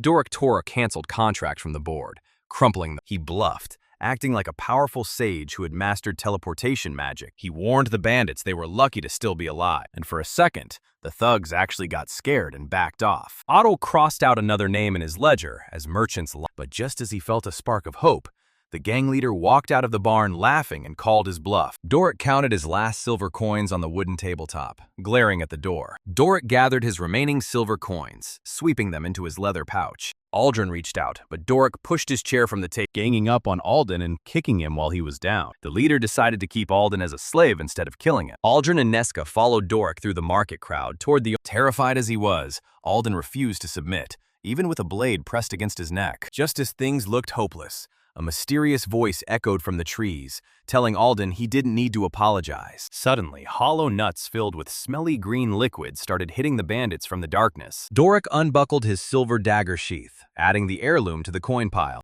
Aldrin stepped into the warm forge beside Nesca, pulling out his heavy coin pouch to offer paying the remaining balance to clear Doric. When Alden couldn't answer, the leader threatened to end him unless the hidden hero showed up. To force the hero out, the leader started a countdown, pressing his knife into Alden's skin. Suddenly, several large objects flew out of the darkness. Not rocks, but beehives. Sheathing his new longsword, Doric secured the scabbard tightly to his leather. The attacker had missed, but their laughter turned to pure terror when the bees didn't stay by the hive. Instead, the entire swarm turned into a massive cloud and rushed straight toward the bandits like a heat-seeking missile. The bandits tried to run, but there was nowhere to hide from the targeted attack. They specifically targeted the bandits because of the smelly green liquid covering their bodies. The nuts thrown earlier were a setup. They were filled with a scent that made the bees go crazy and attack anything covered in it. While the screaming bandits scrambled to escape the stings, a figure stepped out from the shadows. Cassian, looking calm and in control of the chaos he had created. Doric passed the armed sentries standing at the archway, stepping onto the stone trail leading to the catacomb. Standing by the forge, Aldrin watched Doric vanish. Nesca placed her hand on Aldrin's shoulder as the heavy gate lowered. Dressed like a bush for cover, Cassian explained that he had sent their friend Leora to fetch the guards. Even though Alden was a mess of emotions, Cassian stayed calm and reminded him to always think clearly for the best results. By dawn, the guards arrived and arrested the bandits. Doric gripped his new steel longsword, facing 3 stone golems in the corridor. A stone golem lunged forward, shattering the wooden shield. Alden's family and the school were so impressed that they recommended him for an elite 6-month training camp, where Cassian gave him a matching necklace as a symbol of friendship. Raising his sword in desperation, Doric braced for the fatal strike. However, 6 months later, Alden returned as a completely different person, his mind twisted by the training camp. He now believed that the only way to make people loyal was to isolate them and make them feel truly lonely. Doric stared in utter disbelief at the massive orc warrior standing. But one night, after a heavy breakdown where he cried like a child in Cassian's cabin, Alden's dark side took over again. He convinced himself that Cassian's success came from a special black coat he wore, which Alden believed was a legendary item made of dragon skin. Driven by jealousy and a need to regain his father's trust, Alden decided to betray Cassian one last time. He set fire to the roofs of the village houses to create a distraction and stole the black coat, laughing like a madman as he rode away on a horse. He shouted that Cassian would go back to being a nobody without the coat's power. Grohl marched toward the stone stairwell leading back up to the surface. Aldrin and Nesca guided Doric up the steep incline, following Grohl toward the light. The real danger was the coat itself, which was far from a legendary power-up. It was a failed, cursed replica that Cassian had planned to throw away. The curse made it impossible to remove, causing relentless physical pain. And Grohl paused on the grassy hill, turning to look back at Aldrin. Worst of all, it granted immortality, forcing the wearer to stay alive and feel the agony, even at 0 health. Riding into the night in the cursed garment, Alden's arrogant laughter quickly turned into a scream of pure terror. The scream did not stop when the horse did. Parting ways outside the dungeon, Aldrin and Bella set out toward the forest of Rosaba. Aldrin and Bella trekked along the dusty dirt highway leading toward the border of Rosaba. The horse threw him at the second bend, the way a horse throws any rider who has forgotten he is riding. Aldrin adjusted his heavy leather travel bag while checking his detailed hand-drawn map of the Rosava forest borders. Behind them, Doric and Nesca walked back toward the main city gates of Vandet. The pain arrived, and then it simply stayed, spread flat across all of him at once. Lying in the road, he waited for it to fade the way pain fades. It did not fade. Understanding that at last, he started clawing at the collar. The black hide did not tear, did not stretch, did not so much as crease under his nails. It sat against his skin like something that had never once been a garment. Getting 2 fingers under the hem, he pulled until the fingers gave out, and the coat did not move. Behind him, the village he had set on fire was making no noise at all, and he had not noticed. Aldrin cleared the overgrown vines, leading Bella deeper into the uncharted. A pebble. The damage that ran through him from a stone the size of a thumbnail was the damage of a horse falling on a man. Curled in the ditch, sight going white at the edges, he waited for the dark that always comes after that much pain. The dark did not come either. Counting his own heartbeats the way a drowning man counts, he went past the number where counting should have stopped. Aldrin secured the plants in his leather pouch, signaling Bela to continue deeper into the thick woods. It would not come off. It would not let him die. It would not let him stop feeling any of it. The 3 facts fit together into a shape he recognized, and the shape was a cage with the door welded shut. The air turned sharply colder as Aldrin descended the ravine behind Bella. Riding away, he had laughed, because a man about to become powerful hears warnings as envy. Now he lay in a ditch in the dark and understood that the warning had been the whole truth. Bela waited at the edge of the pines while Aldrin folded away the map of Nissen. If it never let him die, nothing anyone did to him from tonight on would ever be the last thing. Dawn found him walking, because lying still hurt exactly as much, and walking at least went somewhere. Aldrin knelt beside the carcass, inspecting the thick black vine rooting in the chest. Aldrin observed a vibrant green ognar fruit hanging heavy from the stalk in the chest. The wagon that stopped for him had its tarps roped down tight, which is how you rope a load that argues. 2 men got down into the mud beside him, and neither of them asked whether he was hurt. One took his wrist, turned it, and looked at the shoulder still hanging wrong from the fall. Aldrin stepped across the damp moss toward the strange black vines spreading from the dirt. Bela crept alongside Aldrin, her tail low as she sniffed the dark. Lifting the hem with a knife point, the second one tested the hide against the edge and let out a low whistle. They spoke over him rather than to him, the way you speak over a crate that has come out better than the manifest promised. Bella bared her fangs, growling low as dark vines pulsed through the... Aldrin stood over the corpse of Vorlan, watching thick black stalks coil around the chest. They loaded him in without tying him, and that frightened him more than rope would have. Rope means they think you can escape. No rope means they have already learned that you cannot. Sitting on the tailboard with a ledger on his knee, one of them wrote a line about Alden the way a man writes a line about grain. Black sap dripped from the pod onto the armor of Vorlan, dissolving the iron plates. He thought about the necklace in his pocket, the handmade one, the one that meant an invincible duo forever. He had ridden off shouting that Cassian would be nothing without the coat. It had taken the coat 2 hours to teach him which of them it had been protecting the world from. Back at the village, the fire meant as a distraction had gone out before anyone reached the buckets. The roofs were fireproof, laid that way by a boy who built for weather rather than for compliments. Standing in the road, Cassian looked at the black smear on the shingles and never once looked where his coat had gone. Elowen reached him first, already talking about the horse and how far a horse gets in a night. Standing motionlessly beside Bella, Aldrin stared down at the fully formed monster on Vorlan. A pale humanoid figure fused with dark vines lifted its head from the chest of Vorlan. Bela crouched low to the ground, baring her sharp teeth at the nightmare creature. He was not going after a thief. He had appraised that coat himself 3 weeks ago on his own workbench, and he knew every line of what it was. It was not finished, he said, and everything wrong with it was the part that was missing. Whatever was riding north in that coat was not going to die of it. That was the problem. Aldrin observed the silver insignia of Vorlan embedded in the hide. Cassian kept every appraisal he had ever done, in a mapper's hand, in a box under the bench, filed by date. Elowen held the lamp. Kira sat on the roof beam. Dagny stood in the doorway, facing out. Bella bristled her white fur, maintaining her combat stance as the air grew freezing cold. Unfinished, it said. Not cursed. Not broken. Unfinished. And under it, a second word he had written himself and underlined twice. Hungry. Bella circled to the left, eyeing the pulsating Ognar core embedded in the neck. Aldrin raised his blade slightly, focusing his vision on the creature standing before him. The outer hide is the part that does not care about you. It turns blades, fire, a fall off a roof. The inner hide is the part that agrees to be worn. Aldrin activated his sensory skill, measuring the intense mana radiating from it, so it defends itself from both, treating every knock as an attack on the coat and answering with everything it has. The man inside is simply the nearest thing to punish. That is why a pebble nearly kills. Not magic, arithmetic. Done by something that cannot count past 1. A low vibration hummed through the soil around the feet of Aldrin, and his Bela stood frozen beside Aldrin, her yellow eyes locked onto the monstrosity. Building it, he had been thinking of a girl in the slums who had lost the use of her legs. Bella kept her ears pinned back, waiting for Aldrin to give the command for an attack. Understanding then what he had actually made, he had stopped. And after that, he had meant to burn it. The grotesque head on Vorlon's chest turned toward Aldrin, rasping his former name.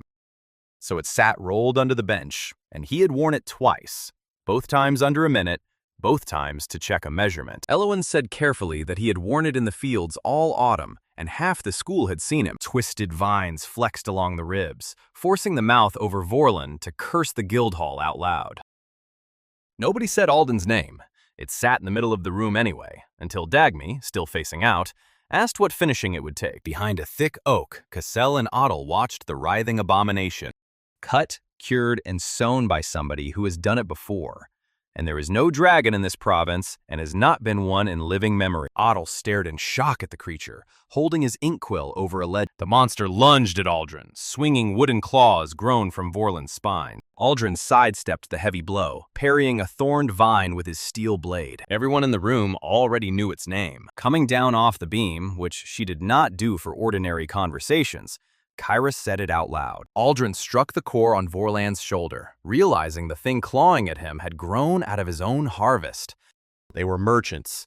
Merchants keep what they buy, and they keep the paper that says they bought it. Elowen said the thing nobody wanted said, which was that Alden had gone north, and the coast road north went to one place worth going to. He had not chosen it. A stolen horse at night travels in the only direction it can. Aldrin channeled physical enhancement, driving his steel sword straight through the chest of Vorlan. Black blood spurted over the blade, but the entity over Vorlan continued to rise. He needed the professor. He needed money that was not his. He needed leave he would never be granted. Castle scribbled on a parchment sheet, declaring the dark growth an act of evil. Elowen pointed out that the whole student body had drunk a potion to forget he existed. Cassian said not everyone had drunk it. Standing on that stage, one class had taken the glass, held it to their lips, and put it down full. Then they had insulted him loudly enough to be believed, because merchants pay for a room where everyone has agreed to forget the same thing. Elowen said the name at the same moment he did. Class 1 to 9 kept a book of every sale on Academy grounds, and Bryn had been writing in it since the day she dug a hole in his field. Kira was already at the window. Dagny had already picked up her sword. Elowen put out the lamp. 4 days north, in a wagon he could have walked out of, and did not. Alden learned the second rule. The first rule was that pain does not stop. The second was that pain does not stack. The jaw over Vorlon collapsed, silencing the creature's gasp. Which meant, he realized on the third night, that there was nothing further they could do to him. Turning it over carefully, he found it was the first thought since the road that was not simple terror. Talking freely in front of him cost the men nothing, because cargo does not testify. He learned the word pits, and that they lay 3 days past the mushroom fields on a mountain the drivers called Forgetting Mother. He learned the subjects came in small and did not last, and that the drivers avoided the word children even with each other. Lying in the dark with a shoulder that had set wrong and would stay wrong, he did the one useful thing left to a boy who cannot die. He started remembering everything. Class 1 to 9 did not sleep in the dormitories, because dormitories cost money, and money was the whole point of them. They slept above their own storehouse on sacks. The ledger was chained to a beam where 2 people could see it at once. Castle closed his ledger with a sharp thud, locking his stern gaze onto Aldrin. She said she had wondered how long he would take.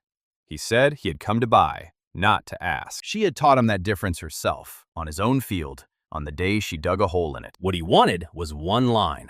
Any sale of dragon hide in the province, with the buyer written out in full. A line like that, Bren said, was worth more than her storehouse, and he did not have that kind of money. Otto hesitated for a moment, looking back at Aldrin before walking away. Aldrin sheathed his sword, feeling the heavy burden of the method he had created. Bella nuzzled against Aldrin's boot, sensing the cold gloom hanging over him. The quiet forest air settled over the shadowy clearing, leaving only the dried husk. Aldrin stood alone in the glade beside Bella, staring down at the dark mark his forbidden craft had burned into the soil. Elowin said quietly that he had just given away the only thing he owned. Unchaining the ledger, Bryn found her hands were not steady, which, for a merchant, is the tell that a price was fair. The line was there. It had been small on the day it happened, so she had written it small. One consignment of cured hide, 2nd grade, out of the eastern hunts, landed at the coast and moved inland without touching a market. Buyer, the Hide Guild. Consignee, a house named in 3 words Cassian had never heard in his life. Aldrin reached into his pouch instead of drawing a weapon, pulling out the glowing ognar fruit. He had not been to a class since the barn. His coat was the same coat, uncleaned, and so was he. Saying the 3 words back to be certain, he took his mother's ledger from under his arm and laid it beside Bren's. He had carried it since the night the guards came.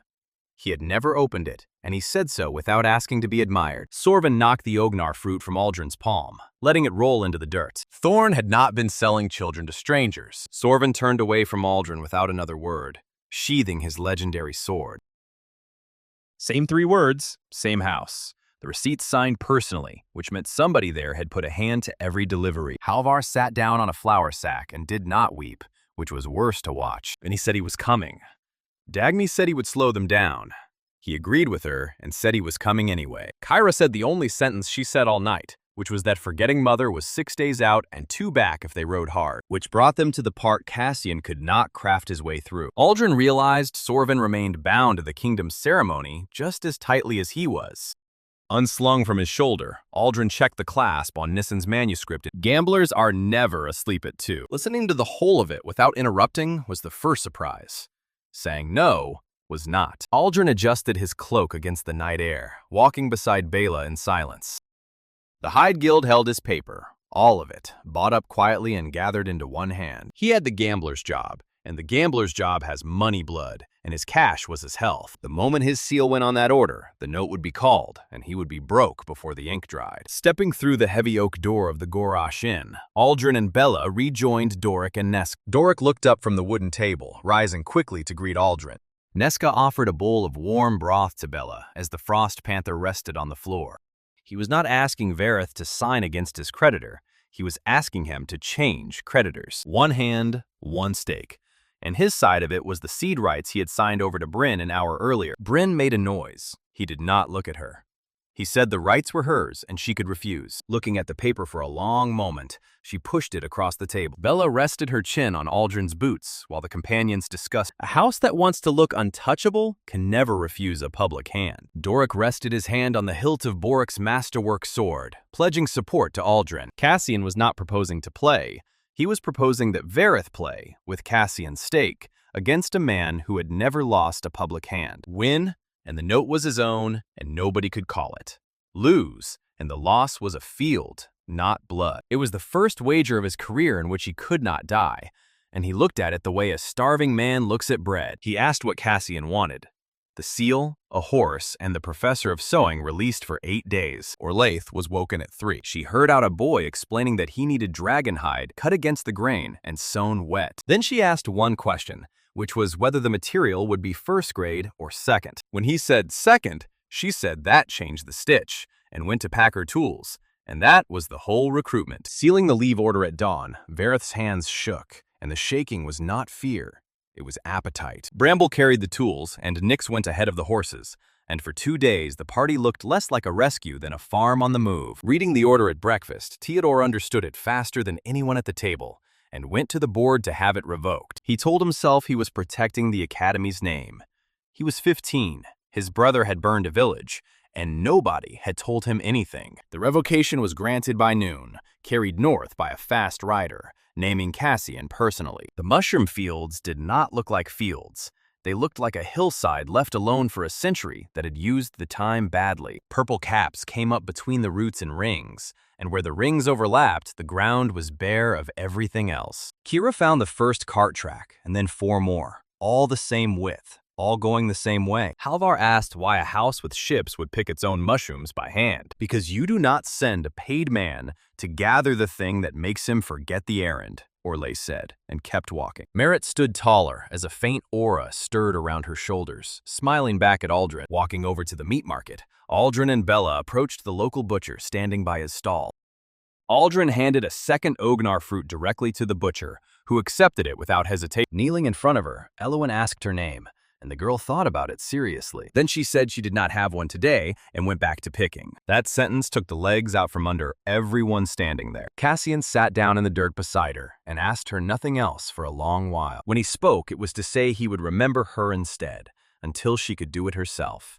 And she said, all right. Switching to Mapper that evening on the ridge, he told the others why, so nobody would think he had gone quiet on them. A mapper holds a map that cannot be edited. Not by fog, not by exhaustion, not by a purple cap and a bowl of soup. He had used it once in a cave, and it had cost him the ability to fight, because the job that remembers cannot also swing an axe. Taking that trait in front of them was deliberate, so that later, when he refused to draw, nobody would mistake it for fear. Celine charged down the cobblestone road with her magic staff raised to destroy Aldrin. Celine skidded to a halt as Aldrin held out the final Ognar fruit toward her trembling chest.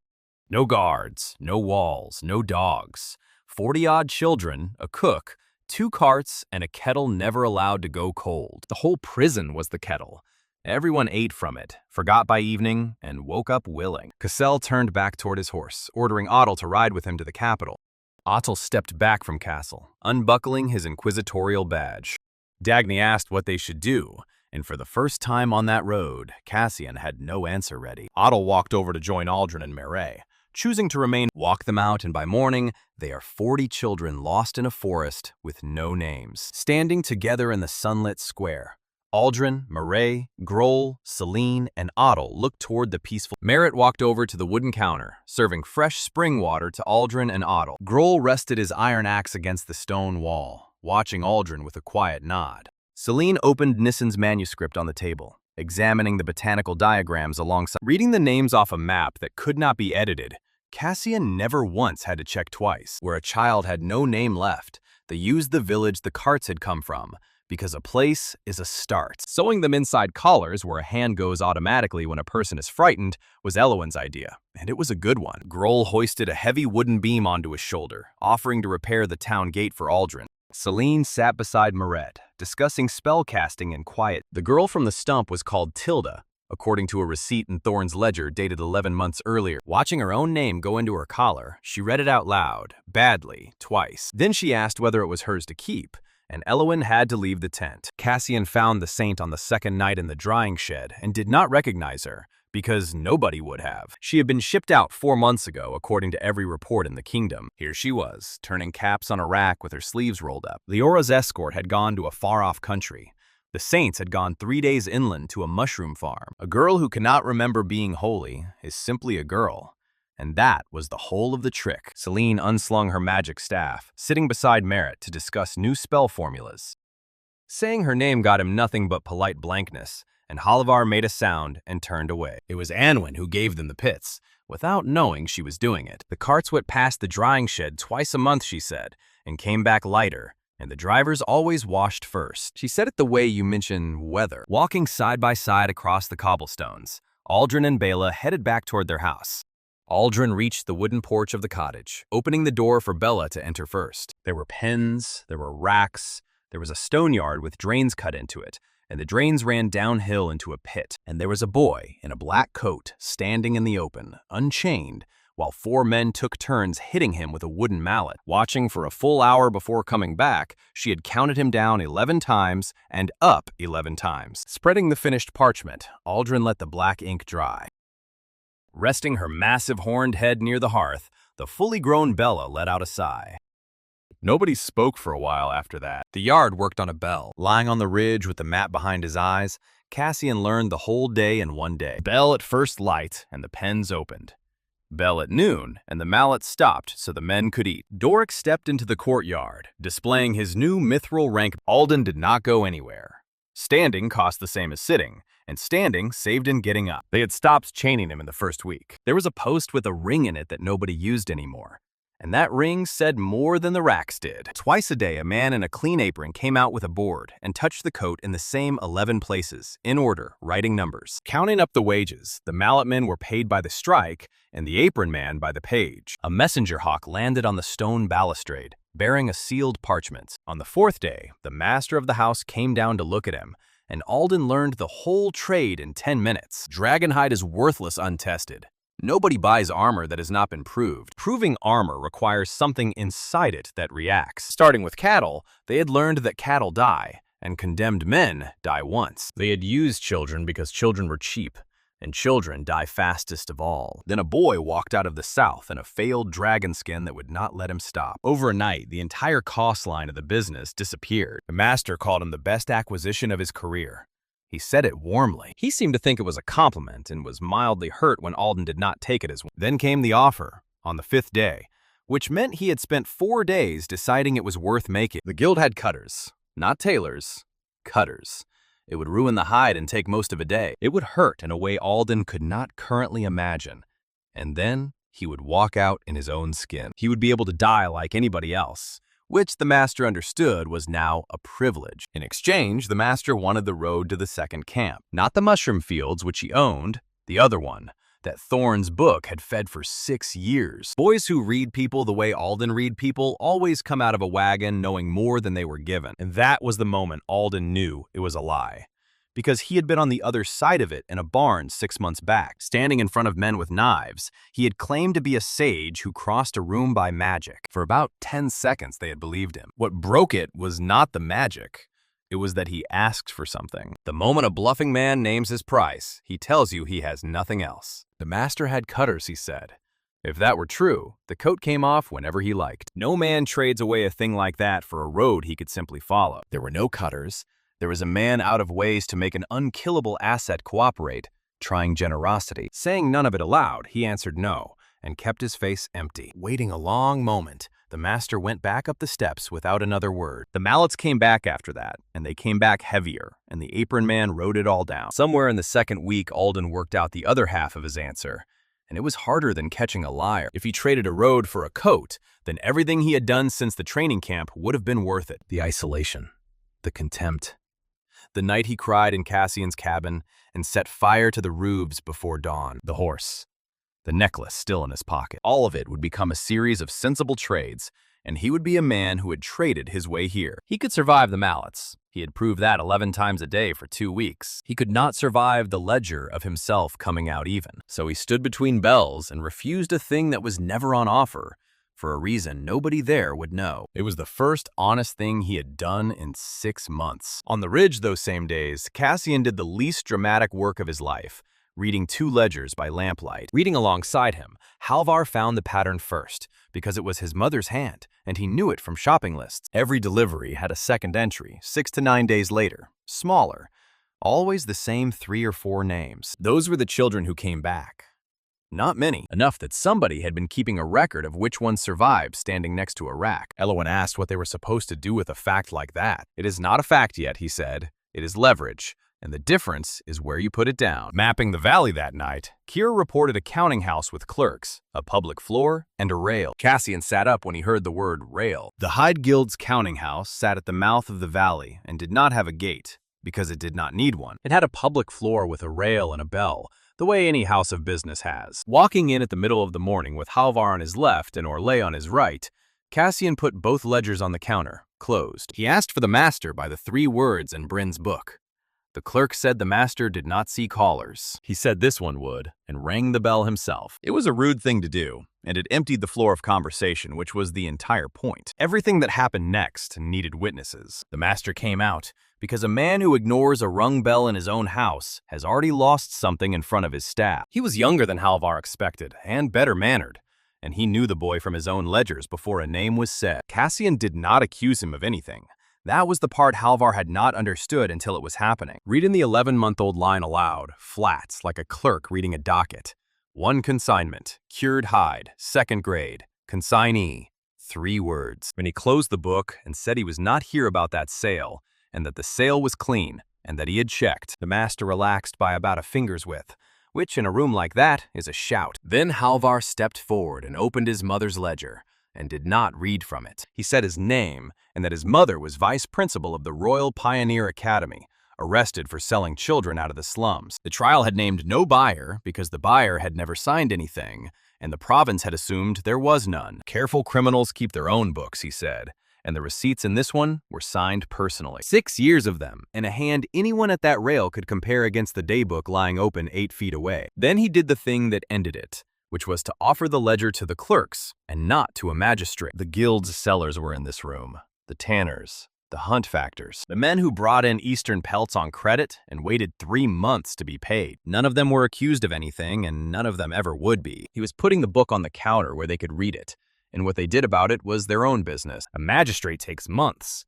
A tanner who has just learned who signs his invoices takes about 90 seconds. Standing at the rail, 2 men walked out before Halvar finished, and the third asked to see the page, and then also walked out. The master said calmly that this was slander, and that he would have the boy in irons by nightfall. Cassian said that would be an excellent idea, and asked whether the irons would be brought onto the public floor, because the moment a house irons a witness in front of its own suppliers, every supplier knows what the book said. The master stopped.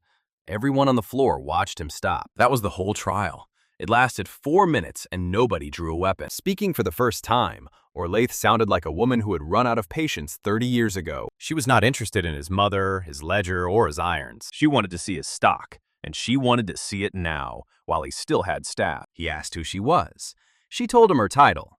He laughed, and she let him. Then Cassian named the price, out loud, in front of the rail, so that it became an offer and not a negotiation. 1 hide, first grade, uncut, matched to the second grade outer he already had. In exchange, both ledgers left the valley in his saddlebag instead of staying on that counter. He said it plainly. This is not justice, and I am not pretending it is. Thorn is in a cell, and her buyer is going to walk, and I am trading that away for a piece of leather. Halvar had known it was coming since the storehouse, and had agreed to it on the road. He still had to put his hand on the rail. Elowen said afterwards that she watched him decide, and that it took about as long as it takes to breathe once. He said yes. His mother would be in a cell either way, and the children in the pens would not be. The master, who had spent 4 minutes losing a valley, took the trade in under a minute. A merchant ruined in public will pay almost anything for the version of events that leaves quietly. Taking them down to the stock rooms personally was his second mistake of the morning. The vault was not a vault. It was a long, cold room with racks, and nothing on them looked like treasure. Walking the whole length of it twice without speaking, Orlaith put her hand flat on 11 hides and took it off again. On the 12th, she stopped and stood with her palm down long enough that Cassian had to hold up a hand for silence. Same beast, she said. Not a matched grade. The same animal, the belly side, cut in the same season by the same hand. The guild had bought the outer and the inner separately, 11 months apart, from 2 factors who never knew they were selling halves. That was why the coat had failed. That was why it had ended on a workbench in the south. It had been sitting 2 days' ride from its other half for the better part of a year. Cassian asked quietly what the second one had been used for. Awaiting a buyer, the master said, and tested twice. Cassian asked what tested meant and got no answer. Kyra, who had come in through the roof 90 seconds earlier and was standing behind the racks, said it meant the yard. Rolling the hide herself and wetting it herself, Orlaith would not let anyone else carry it out. On the steps, she told Cassian the thing he needed before the pits, which was that the stitch goes on while the man is inside the coat. You cannot finish a garment off the body. The inner hide has to learn the shape of what it protects, and the only shape available was Alden. 4 hours, she said. 4 hours of sitting still inside a coat that charges full price for a pebble. Coming back up the mountain on the 3rd day, they found the yard already coming apart. It was exactly as Cassian had said, and not at all as he had pictured. The mallet men had gone. Their mallets had gone with them, which told Kyra how the last payday had ended. The pens stood open because nobody was paid to close them. Half the children were still inside, because an open pen is not a door if nobody has told you it is one. 2 drivers were loading a cart with anything sellable, and they looked up, saw 6 armed people, and went back to loading. Nobody there would fight for a house that had stopped paying, and nobody would help either. Cassian had not planned for the second half of that. The apron man had not gone. Standing in the middle of the stone yard with his board, he was working through the 11 places in order. He was doing it alone because a page has to be finished to be worth anything. He had 2 columns of a study nobody in the kingdom would ever be able to repeat. Dagny walked up and asked him quite politely to stop. He asked her to wait for the last 3 readings. Breaking the board across her knee, she handed him back the pieces. He stood looking at them with the expression of a man who has been robbed. Then he asked whether he could keep his notes, and Elowen said no in a voice that made Halvar flinch. Alden did not react to any of it. That frightened Cassian more than the yard had. Standing between bells for 19 days, he had stopped tracking the difference between a bell and a person walking towards him. Cassian said his name twice before he got an answer. And the answer was 4 days. It was the last thing Alden had said to him, and he had apparently been holding it ever since. Orla took one look and said they were not doing it in a stone yard with drains in it. She needed a floor, walls, and no wind on the material. The drying shed was 3 days back, and the pens were full, and for a minute, the whole thing threatened to fail on logistic. Bryn's ledger solved it, because Bryn had written down what the carts carried going up as well as coming down. There was a bunkhouse behind the racks with a plank floor, swept that morning by men who had meant to come back. While Orle laid out the hide, everyone else did the unglamorous half, and none of it involved a weapon. Walking the pins child by child, Elowen and Halvar called out faces, and Cassian read the names off his map. 41 children. 31 had names in Thorn's ledger with a village beside them. 6 were in Bryn's because they had been bought locally. And locally means a receipt. 4 had nothing at all. He gave them the nearest village and wrote in his own book what he had done and why, so somebody could undo it if a mother ever came. Anwen came up on the second cart with her sleeves still rolled. Sitting with her for an hour, Halvar told her very slowly who she had been. She did not believe him. She was polite about it. He kept going. By evening, she had started asking questions, which Orlaith said was the first honest sign of a memory coming back. The rider with the revocation order arrived at dusk, having tracked them 11 days, and read the whole document aloud in a yard full of freed children. Theodore had come with him. Nobody had predicted that, least of all Theodore. He had told the boar he was coming to see the order served properly. He got 4 sentences into the formal wording before he saw his brother standing in the middle of the yard in the black coat. He stopped. He looked at the pens and the racks and the drains and the strips of lining sewn into 41 collars. Then he looked at the paper in his own hands. Folding the order in half and putting it in his pocket, he did the only genuinely brave thing his family had done that year. He asked what he could do. 31 villages needed notifying before winter, and nobody could write fast enough. Theodore had skipped 3 grades and could produce a formal letter in 4 minutes. Sitting down on a feed bin, he started writing and did not stop until midnight. Vareth arrived next morning in a hired carriage, alone, in a gold coat that had clearly been slept in. She had played the hand 9 days earlier on the public floor, on the afternoon the sellers were walking out. He had won. He described it for 11 minutes, with gestures, and nobody interrupted. Because he had earned it. The note was his own. His cash was his blood, and for the first time, his blood was nobody else's asset. Then he put a folded paper on the table. It was the seed rights, and he pushed it across for Bryn. A man who wins with somebody else's stake and keeps it is not a gambler, he said. He is a thief. Elowen said afterwards it was the only time she ever saw him look his own age. Explaining the procedure to Alden herself, in front of everyone, Orlais said a patient who has not been told is a patient who moves. The stitch runs from the inside, collar down the spine, and out along both arms. Every pass of the needle goes to the outer hide he is wearing. The coat treats each pass as a strike. Full price, 200 and some, over 4 hours. He could not be held down. Because being held down by a person also counts as a strike. Alden asked whether it would work. She said she had never sewn a dragon and would not start lying to him now. Asking what happened if he moved got him an answer. The seam runs crooked and the hide never learns the shape. Then they would have used the last of the animal for nothing. Nobody had a better plan, and nobody pretended there was one. And Cassian said he would sit in front of him the whole 4 hours. Mapper cannot fight and cannot help.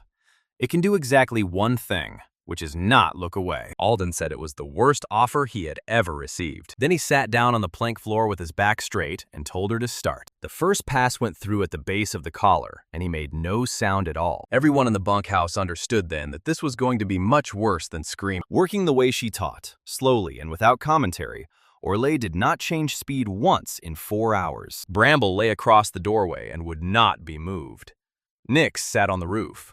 Kira sat with Nyx. Neither of them came inside, and both of them stayed the whole time. By the 20th pass, the sweat had come through Alden's hair, and his hands had gone white on his own knees. He had not moved his shoulders a finger's width. Sitting cross-legged in front of him, Cassian said nothing for the first hour, because nothing would have helped. In the second hour, he started talking, because Orlaith glanced at him, and he understood that Alden had begun to drift. Drifting is how people move. So he talked about the necklace, making it badly, in a cabin, with the wrong tools, 3 days before enrollment. He had got the clasp wrong. Twice. He talked about the house built without nails, and the bear who ate the honey. He talked about the girl who dug a hole in his field for a reason nobody has ever explained. For 2 hours, he talked about small things that had happened to them. He did not once mention the training camp, the contempt, the fire, or the horse. Answering came back around the 3rd hour. Short at first, 2 or 3 words, then longer. He had known the coat was not the reason, he said, about an hour out on the Ridge Road. He had kept writing anyway. Orlaith told him to stop talking. He said he would talk or he would move. She did not raise the point again. The seam went down the spine, turned at the small of the back, and started out along the left arm. That was the worst hour, because an arm has more shape in it than a back. At the 211th pass, she set the needle down and said it was finished. Then she said it again because nobody had reacted, and still nothing happened. That was the part Cassian had not prepared any of them for, and it went on long enough for Halvar to look at the door. Then Alden breathed out, all the way, which he had not done since the coast road 19 days earlier. The pain did not vanish. He was clear about that afterwards, and it mattered to him that people got it right. It stopped being permanent, which is a different thing and a larger one. Putting his hand flat on the plank floor, he pushed, and the floor did not charge him for it. He sat looking at his own hand for a while. Cassian said the coat would come off now if he wanted, because a finished garment is a garment. Alden said not yet, stood up in it, and walked to the door on his own. He got as far as the frame before he went down, and Bramble caught most of it, and nobody mentioned it again. The going home took 3 weeks and was almost entirely paperwork, which is how these things end. Theodore's letters brought carts from 19 villages in 11 days. Each cart took back children whose names were sewn inside their collars, where a frightened hand goes first. 6 were not claimed. Vareth put them on the academy roll under his own signature and paid the fees out of the note he had won. He made a great deal of noise about it and did it anyway. Anwen got most of herself back by the 2nd week and the rest over the winter. The first thing she asked for was the guard post she had been promised the night she stayed behind. Coming to the fields when she heard, Leora sat with the 4 children who had no name in any book. She gave them 1 each and would not tell anyone how she chose. Sitting in her cell, Thorn stayed there, while her buyer walked, exactly as Cassian had said he would. The guild moved its counting house 2 valleys east and started again under a different set of 3 words. Halvar went back to teaching. He asked for class 1 to 20, which nobody asks for, and got it that afternoon. He never opened his mother's ledger again, and never got rid of it, and it sat behind his desk in plain sight for the rest of his career. The seed rights went back to Bryn with Vareth's note pinned to them. Selling Cassian's wheat at 1 fixed price to anyone who walked up, Class 1 to 9 broke the flower trade in a single season without a word being raised. The Academy, for its part, gave Cassian nothing at all for any of it. His class ranking stayed where the Potion of Oblivion had left it, because rankings are set by students, and most students still did not remember him. Elowen was furious about this for about a month. He pointed out that he had come back with a field, 2 ledgers, a professor who owed him a favor, and everyone he left with. Alden did not come back to the academy at all. Going home to a father who had wanted him made into exactly what the camp made him, he said so out loud, in front of the house staff. Then he took a post as a factor for the Eastern Hunts, which is unglamorous and badly paid. It involves reading other people's ledgers for a living, and he was extremely good at it. Writing once a month, mostly about tanners and prices, he produced what Elowen called the driest correspondence in the province. He signed every letter with a debt figure at the bottom, counting down. Cassian never wrote back to say it was unnecessary, because it was necessary to Alden. They did not become an invincible duo again, and neither of them ever pretended otherwise. He was quite clear about that with anyone who asked, and he was not bitter, which people found harder to understand than bitterness. On the last day before the winter term, Alden came as far as the village, and no further. They stood in the road where the horse had been saddled. He gave back the necklace. Cassian looked at it and handed it straight back. He had made it for him, he said, and giving it back did not change who it was made for. Putting it in his pocket, Alden said he was keeping it as a debt and not as a friendship, and Cassian said that was fine. It was the most honest conversation they ever had. Then Alden asked what he meant to do with the coat now that it worked, because it did work. No pain, no penalty. It turned to blade, and it turned to fall. It was worth more than the academy, and everyone who saw it knew that within a second. A thing worth that much is a thing people take, Cassian said, and he had already watched what taking it cost, so he wore it. Every day, in the fields, in the workshop, over a farm shirt, sleeves pushed up, mud on the hem. Within a month, it was simply the coat that boy always wears. Within a season, nobody looked twice. A legend everybody has seen on a farmhand is not a legend and cannot be stolen, because nobody wants it. He did not put it away, he did not hide it, and he never once used it to win anything. Watching him walk up the lane in the most valuable garment in the kingdom, with a bear behind him carrying the shopping, Alden understood at last what he had spent 6 months trying to take. Then he turned around and went back to his ledgers. The road behind him was empty, and for the first time since the coast road, he was not in any hurry. In 19 days north, a girl called Tilda kept a strip of coat lining sewn in her collar long after she stopped needing it. A name you have been given twice is worth holding on to.